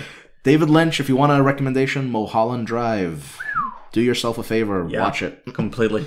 God, that movie's good. All right, let's move on because we are running. It's going to be a long one, but that's fine. I don't care. Okay. I've been debating which one of these I'm going to talk about next because I'm down to my final set. A Good Day to Die Hard. Oh, that's also on my worst list. Wow, that movie sucks. Yes. Oh, that's another one that's just pure boring. I mean, we talked about, when we were talking about Layer Cake a few weeks back, we talked about this transformation from Daniel Craig, the actor and the human, to Daniel Craig, the superhero. Yeah. And somewhere along the line, Bruce Willis's John McClane stopped being a character and started being, I don't even know what he is now, but he is so unlikable and uninteresting. Yeah, and I feel like that was sort of so that you had the first Die Hard, and that was great, fantastic. Movie. And then you had the second Die Hard, which is pretty much the same movie, but again, and it's kind of dialed up a little bit. So you start getting into that weird, like, this is a superhero kind of guy. Yeah. A little bit. Then they tried dialing it back down again for the third movie, which is why I like the third movie. I love the third movie. And mainly because you brought in Samuel L. Jackson, who has a very different kind of, like, feel to him, and he brings a lot to it. And that role is also a very different Samuel L. Jackson role than what we usually get. Yeah, it's a different Samuel L. Jackson, and it's Bruce Willis being put into a different kind of character, because this is... Yeah. It's not the fact that these movies have made him more veteran and therefore more powerful. These movies have just wrecked this man psychologically. Yeah, and they really go in for that. It's. But then something happened when they moved over to the fourth one. They lost John McTiernan. They lost the director because they just went like completely balls to the wall. Like this is no longer a human being. This is essentially Superman. I mean, but he can't fly. They waited like 10 years and they got a different director. and they didn't have a solid They script. got Justin Long, I think. I gotta tell you, the greatest trade down in history is Samuel L. Jackson to Justin Long. My favorite part of that movie, the fourth one, what is it called? Live Hard or Live Free or Die Yeah, Hard. Live Free or Die Hard. Yeah. Is when they start hacking and then computers just start exploding. Because that's what hacking is. No, my favorite part is when suddenly there's Kevin Smith. Oh, God. Like, why are you here and why can't you leave? Just he can't please. sweat the small stuff. I'm sorry, Timothy Olyphant is not a very good villain in that. I like Timothy Olyphant as an actor. I think he's done good stuff. Okay, I'll disagree for most of that statement because Okay. I think Timothy Olyphant has been in a lot of crap, Oh yeah, he's been in a lot of shit. and like the few roles that he's done well are very few. Like Justified. I was about to say, I mean, he did Justified. Yeah, and that's sort of the only one of the only good ones. I have a hard time picking something that's Wow, now that you've said that, I'm struggling. Yeah. So, but then the fourth one comes out. It's a great so the fourth one is a very like Fast and Furious type action movie. It has 50-year-old Bruce Willis riding on the wing of a jet Yeah, fighter. I know. Which is kind of the same thing with Vin Diesel. He's a 50-year-old man. Also, a lot of uncomfortable racism against the Asian Maggie Q female character. I don't want to get into it. Oh, but at least that movie was like sort of fun to watch. Like there was a lot happening. Kinda. There was free running and explosions. So like it's a popcorn flick. And then A Good Day to Die Hard. But then A Good Day to Die Hard, which I'm sorry. Can we? In my worst list, I have another Bruce Willis movie, which I don't think I saw in yours. Which, if you haven't seen, is gonna be one. Okay.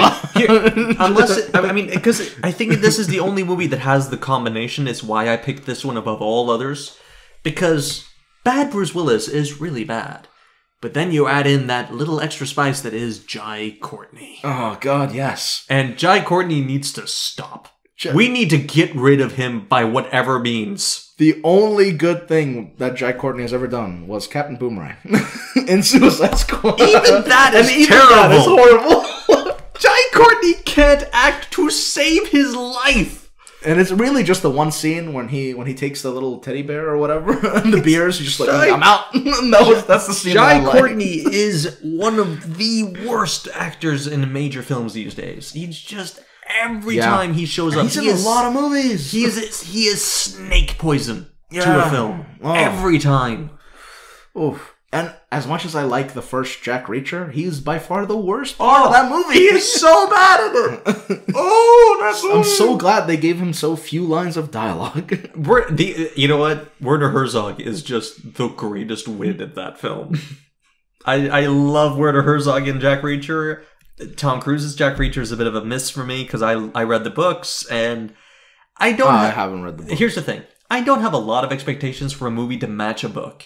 But when the predominant physical trait of your character is that he is a bold, hulking man, right? No, he's not bald, but he is the physical proportions of The Rock. He is like a 6'4" muscle-bound guy. They got a 5'2". Yeah, they got little Tom Cruise. I mean, like, as much as his fight scenes are kind of dope in that first one, the second one's really shit. Was just shit. But yeah, the fight scenes in the first one I really liked. I like it, but wow, that's just miscast. And and it was kind of cool seeing like a detective guy. Yeah. You know, I was like, if they're gonna make a series of these, I can get behind this. Yeah. But then the second one just dropped that whole thing, aspect of him. Like that was the most interesting aspect. Yeah, no.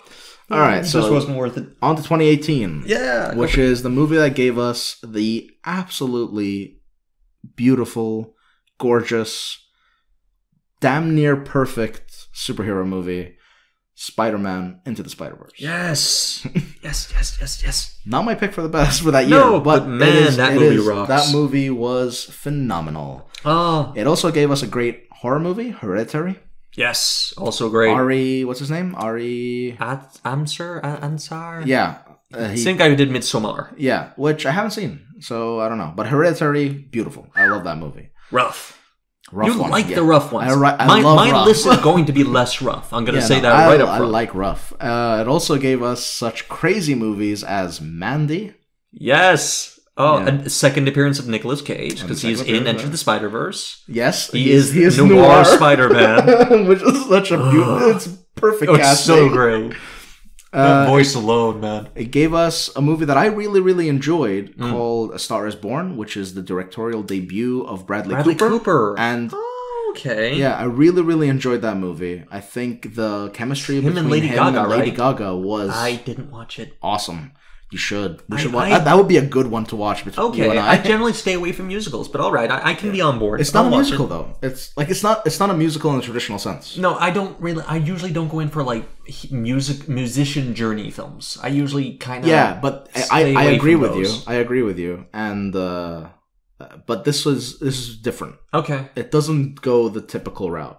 Actually, it kind of subverts the expectations. It is the fourth round remake of a film. Yeah, but it's good. Trust me. Okay, well, it will be on the list. Sam, what's his name? Sam.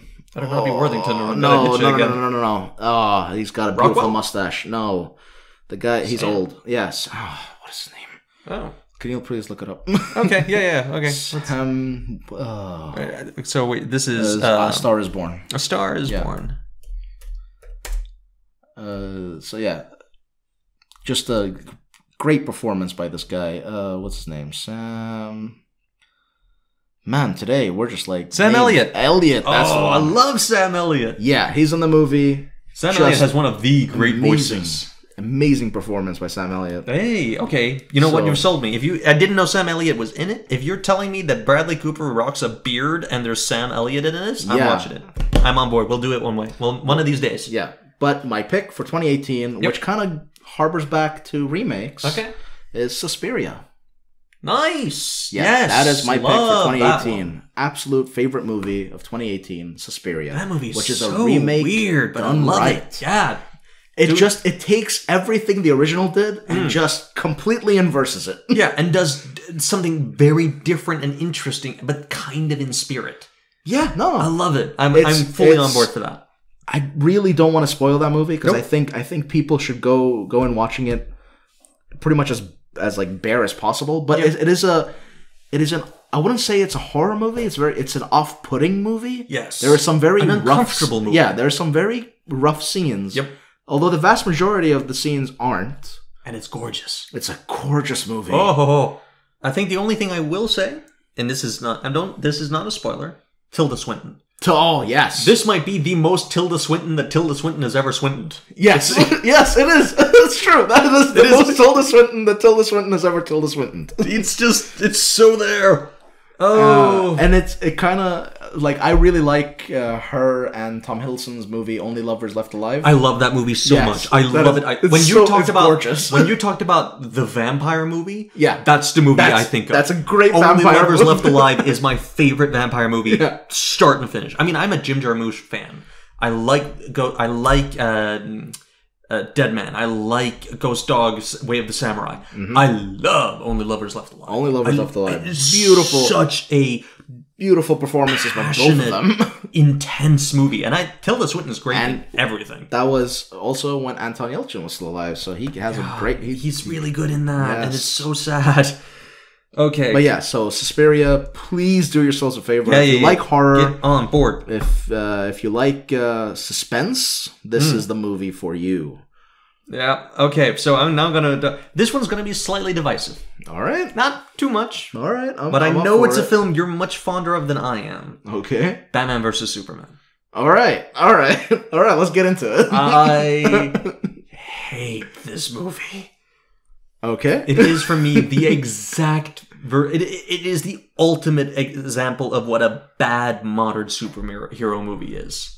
Sure, it's not your typical modern superhero movie. No, it's just, but it's by no means like the best superhero movie either for me. No, I just really like, but as you can see from my list, I really like the darker tone movies. Yeah, but this movie doesn't have a darker tone. This movie, the Ultimate Cut does. Again, you've told me about that. So there's apparently a 3 hour version of this movie. Yeah, which I really like. Which you're currently holding to my head like a threat. No. So it doesn't like if you vehemently hated the theatrical cut, this is not gonna sway you. But it does redeem certain aspects of the movie. I might want to try it just to see what can be salvaged, because this one for me, it's just, again, I struggle with incompetence. Almost, because here's the thing: if you make a movie that I don't like, but I can see that there's talent or a vision involved that I just didn't get on board Jesse with. Eisenberg is not talented. You know what? I could get on board for that. But when a movie just fails, you can see what it wanted to do, and it just I know exactly what you mean. there. I know exactly what you mean, and Jesse I would actually say, God. rather than watching that movie, just watch the animated movie, The Dark Knight Returns, Part 1 and 2. Watch those. Okay. They are like 10 times, if not 100, if not 1,000,000 times better than Batman v Superman. Just Thank watch you. that. Let's just do that instead then, because no, I'm sorry. It is also 3 hours long, I believe. Oh my God. To watch Part 1 and Part 2. Okay, but it's just so good. It's, I mean, Batman versus Superman, like, even excluding the Martha moment, the infamous Martha The moment. best moment, you mean? Holy it's the ultimate moment. That is the. Why did you say that name? Why did you? Why did you say your name? But yeah, I mean, we already kind of have a slight disagreement on Henry Cavill as Superman. Yeah, because I liked him in Man of Steel. And I did. And I liked Man of Steel I like Henry enough to where I can watch it. Yeah, and I kind of don't. I can't get on board with it. It's just so humorless and dull for me. It's just 9/11 imagery with a bad filter. That's kind of that whole film for me at that point. I'm like, can we get, yeah, okay, it's more 9/11. Okay, it's 9/11. Is it more bleached out? Yep, it's more bleached out. Great, moving on. That's Zack Snyder, man. Yeah, and Schneider. And we don't. I we don't like Schneider. Yeah, we don't agree on. I Snyder. don't like Schneider. I like Zack Snyder. Yeah, and that. I don't consider him to be like. I would not put him on a list with like Nolan. No. God, no. I know you better than that. Yeah, but I like some of his sequences. I like the sequences he puts in his movies. I think he would make great music videos, and he should stop making movies. I completely agree. But the thing for me with Batman vs Superman, that, honest to God, is he would be a great second director. Because he can take care of like action sequences and that kind of stuff, and then I think he would be a great post-production producer. That too. That's about kind of. He's more of a technical skill guy than he is a creative guy. I mean, he tries to do his own stuff, and the more creative control he's given, the worse it gets. Well, then look forward to the next movie, which is him. He has complete creative control of that. Army of the Dead. Mercy. Yeah. We'll see what that looks like. It's supposed to come out. Really? I think this year. Fuck. If not early next year. Oh God. Anyway, yeah, no. For me, Batman vs Superman is just the greatest failure of storytelling, just on every level. It's kind of like Batfleck #1. Fuck me. I think he makes a fairly decent. How to put it? I think he makes a decent Bruce Wayne. I'll be honest, if that character that he plays when he's not in Batman costume had been the character that he had used when he was making The Accountant, I would have liked that movie more. Yeah. I think that performance is actually pretty solid. But the second he puts on that bat suit and the bat voice, it's just... Well, the bat voice is a modulated voice. He speaks normally and it's just modulated. Yeah, and it's just awful in every way. And it's overwrought, overdramatic, angsty bullshit. And I just... It is like a teen fantasy. Yeah, it's so teenage. It's like, it's goth teen fantasy. It's all the worst parts of Frank Miller's work, but none of the good. I mean, it's just, it's such... And Dark Knight Returns is Frank Miller, so yeah. But the cool thing about the Dark Knight Returns, the animated movie, versus Year One, the animated movie... Right. Is that they actually took it panel for panel and they just made the entire comic. Whereas Year One, they kind of removed a lot of the dialogue and things, so it didn't feel as coherent. This is more your thing than mine. I wouldn't know. I need to watch these. I'm planning on doing it because I do like Let's also watch The Killing Joke so that you can get on board the hashtag Batsex. Is that the one? I've heard of this. I have heard of this. And that is uncomfortable. Yeah, we gotta go there, man.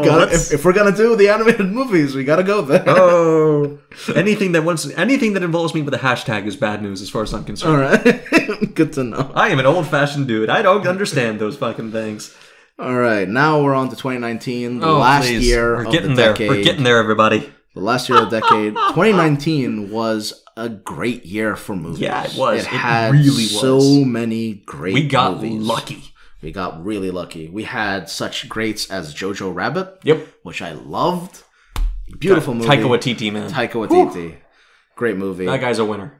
Knives Out. Knives Out. I still haven't seen it, but it's Ryan Johnson. It's Ryan Johnson, and I haven't seen a lot of his movies, but the ones that I have seen, excluding Last Jedi, yeah, I liked, especially Brick. Brick is an amazing movie. Also starring Joseph Gordon-Levitt. Yeah, I like Brick. I love that movie. Yeah, it also gave us great space operas like Ad Astra. Hey, I like that. I didn't love the ending, but I love that movie. I agree completely. I don't love the ending, like the movie. For once, here's the thing. Usually I feel a movie loses me at an ending because it goes too far. Ad Astra lost me because I didn't feel it went far enough, which is an interesting experience for me. It was kind of building towards something between the main villain and the protagonist. Yeah, I thought it was going somewhere. It just completely avoided it. Yep. And I think it went more safe.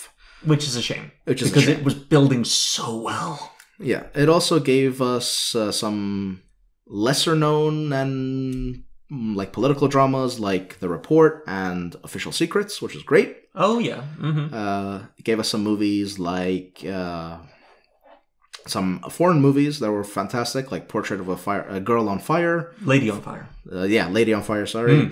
And Parasite, which I still haven't seen, but I know it won all the Oscars. It won all the Oscars. Yeah, and for once, it was deserved. Yeah. I usually don't like Oscars, but God, Parasite. I like Boon. What is his name? Boon Joon-ho. Boon Joon-ho. Yeah, and he is awesome. I mean, Parasite honestly just rocked my world. I love that movie. Yeah, but the best movies of 2019, Joker, which I really enjoyed. Joaquin Phoenix. Yep. I enjoyed Joaquin Phoenix's performance more than anything. I don't disagree. I would, however, have picked. I think he does a better job in You Were Never Really Here. I agree. Similar style. You Were Never Really Here was a fantastic movie. I think he does also. The best performance Joaquin Phoenix ever done is the movie called The Master. We mentioned it earlier. Him and Philip Seymour Hoffman. Those are Go do yourself a favor and watch that. I think that's the thing for me with Joker is like I can see what he's doing, but he's done better. He's done better. The Lighthouse. I haven't seen it yet, and I need to. Like Willem Dafoe and Robert Pattinson give, especially Willem Dafoe. I mean, this is a performance like no other, and was completely snubbed in the Oscars, which is such a shame. I need to watch it. I mean, the thing I will say, ladies and gentlemen, Robert Pattinson is gonna play Batman.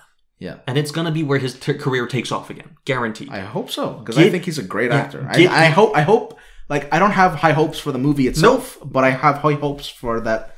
Like I hope that leads to him getting more roles. That boy is too good an actor and too pretty not to get better roles. Yeah, because Cosmopolis, in High Life, get in on the ground floor. Watch his movies now before he gets popular, so you can boast to your friends. Yeah.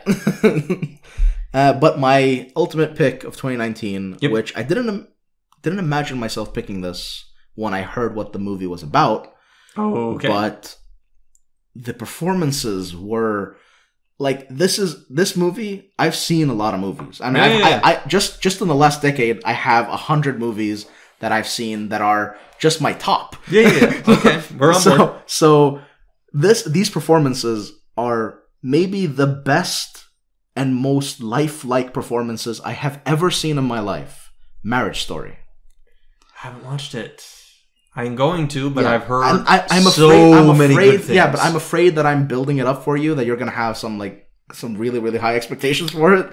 You're not, because it's not my kind of movie. But I also think that this movie is so good that no matter how much someone props it up, I think it will live up to the occasion. I mean, it's not my usual type of film, which is why I'm not... It's not mine either, which is why I said I was surprised with myself liking it so much. It's essentially about a couple going through a divorce, which is nothing that we haven't seen before. Yeah. We've seen a ton of movies like Grief. This. But Kramer versus Kramer. Kramer versus Kramer is an amazing example. Exactly. But it's just like Oh, I don't know how to explain it. It's the performances are so realistic. Yeah. The situations are so realistic. I mean, I've got eyes on Adam Driver. That guy. Adam Driver and Scarlett Johansson, like, blew me away. Bring it. They really blew me away. They both deserved Best Actor credit at Oscars for that movie. Yep. I think, because it was just, oh my god, I can't praise that movie enough. I can't praise their performances enough. Fair enough. And I think the movie also is really bold in what it chooses to do. So yeah, that is definitely my pick for 2019, which I didn't expect myself going for, because it's not my, like you said, it's not really my type of movie. Yeah. But it's just those performances. I can't praise them enough. I get that. I mean, for me, my list for next week is going to be very different because Yeah. I'm a much more genre guy. I like sci-fi and action and that kind of thing more than I like I'm the dramas. expecting to see Mad Max. You're goddamn right it's gonna be on there. The fact that you didn't see it is like, I'm sitting there going, where's Mad Max? No, Mad Max is... It better be on there somewhere. It's... I love Mad Max. I know you do. Anyway. Okay, okay, let's close it out. My worst film. And I did leave my worst for last. Yes. The film I hated the most of any film I watched this decade. For the very simple reason that this wasn't my choice. This was something I was kind of forced into watching. I'm not going to say by who, but it wasn't something I had any intention to watch before it was put in front of me. 9 Lives. Which is the Kevin Spacey is the voice of a cat movie. Enough said. That's all you need to say. So Kevin Spacey is the voice of a cat. Awful. It is the worst experience of it. Just, I can't get over how bad it is and how much it hurts me. It's certainly up there. It's up there with Legend. I would say that. Oh, it's 1985. Oh no, Legend. Wait. You know what? I will rewatch Legend on loop rather than watch 9 Lives again. Absolutely. No. My hell would be alternating those two. Like, I'd be okay watching The Room again and again and again, but not that. But okay, I one thing I'm going to throw in here. I have a special mention. Oh, okay. And I didn't add it to the list because I honestly couldn't pick one. All right. I have an honorary title. A dishonorary title. The worst franchise of the decade. Oh, okay.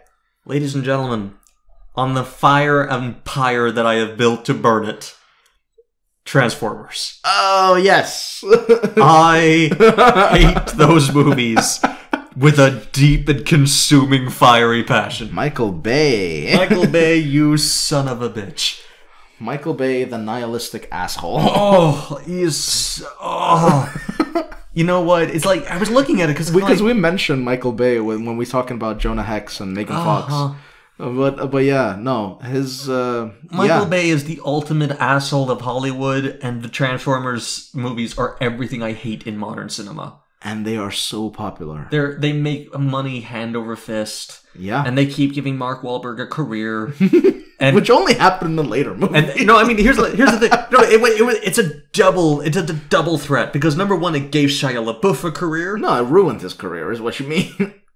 Gave him a career. What was he making before this? He was in Constantine. He was in... well, okay, that's true. He was in a lot of things before this. And yeah, let's be honest. Was he good in Constantine? Yeah, I loved him in Constantine. Oh my god. He was in Fury, which was 2014, I believe, right? After Transformers. That's after Transformers, yeah. Transformers, the first one was like 2008. Yeah. I mean... I think even 6. Yeah, I mean, that's the reason I couldn't put it as... the number on my list because that is the franchise of the franchise of the 2010s. It started in the 2000s, but the 2010s have been dominated by these fucking movies, and I hate them all, and I hate what they do. I hate what they did to Leonard Nimoy and Anthony Hopkins, and just Anthony Hopkins is true. I know, it's like, can we please stop doing this? The crimes they listed, Leonard Nimoy, Anthony Hopkins. You made us watch Shia LaBeouf. You keep giving Mark Wahlberg money. Okay. Just, can we stop it? Transformers or The Happening?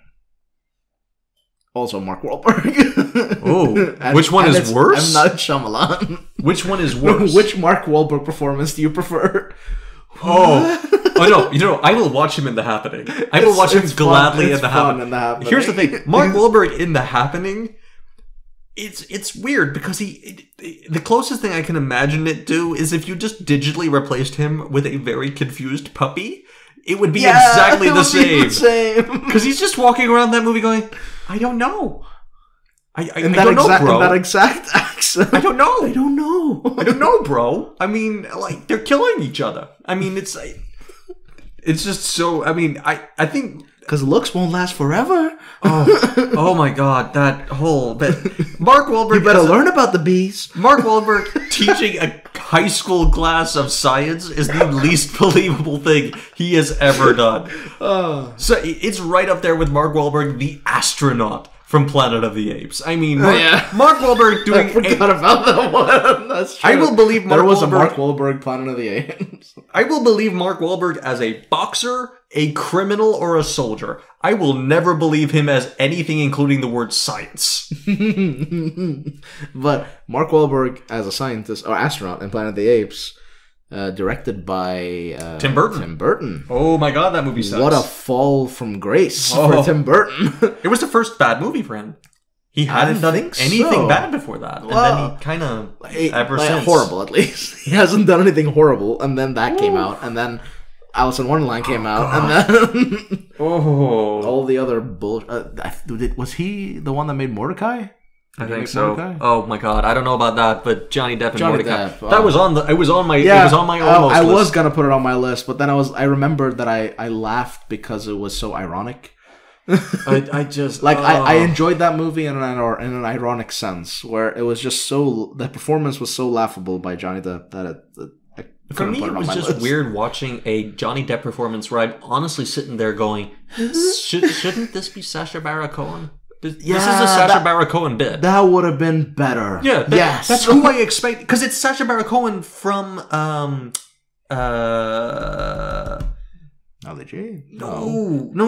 in Barbara Fleet Street. Sweeney Todd. Yeah. His performance in Sweeney Todd is what the Mordecai character is. Sure. Yeah. Same mustache, same style, same kind of presence. The closest I ever gave. Yeah. That's my Johnny Depp. It was as a Pope. But I mean, Sacha Baron Cohen carries that kind of thing so much better. Now that you mention it, probably not directed by. I don't think it's directed by Burton. Because he puts Helena Bonham Carter in all of his movies. So yes, the fact that she's not in there because they're married. I mean, yeah, I know, but and let's be it's the same as W.S. Anderson, who puts Mila Jovovich in all of his movies, even though they all suck. Yeah. All of them. Yeah, God but damn she's it. usually the best part of them, which is saying something. Would you? I really do think so. Maybe okay, yeah, sure. Because she's the only one who knows which movie she's in. But okay, yeah. Everybody else is kind of like, why am I here? Is there a paycheck? I gotta get paid. Yeah. I mean, I really like Mila Jovovich, but she is not a good actress. No, here's the thing. Someone made this comparison one time, and I completely agree with it. Because I've seen Mila Jovovich is the female equivalent of Jason Statham. Is she? I think so. But Jason Statham can do He funny. Can do funny. He can do funny, but Jason Statham can do himself. He has a persona, and he carries that persona really well. I see that. And Jovovich in Joan of Arc wasn't bad.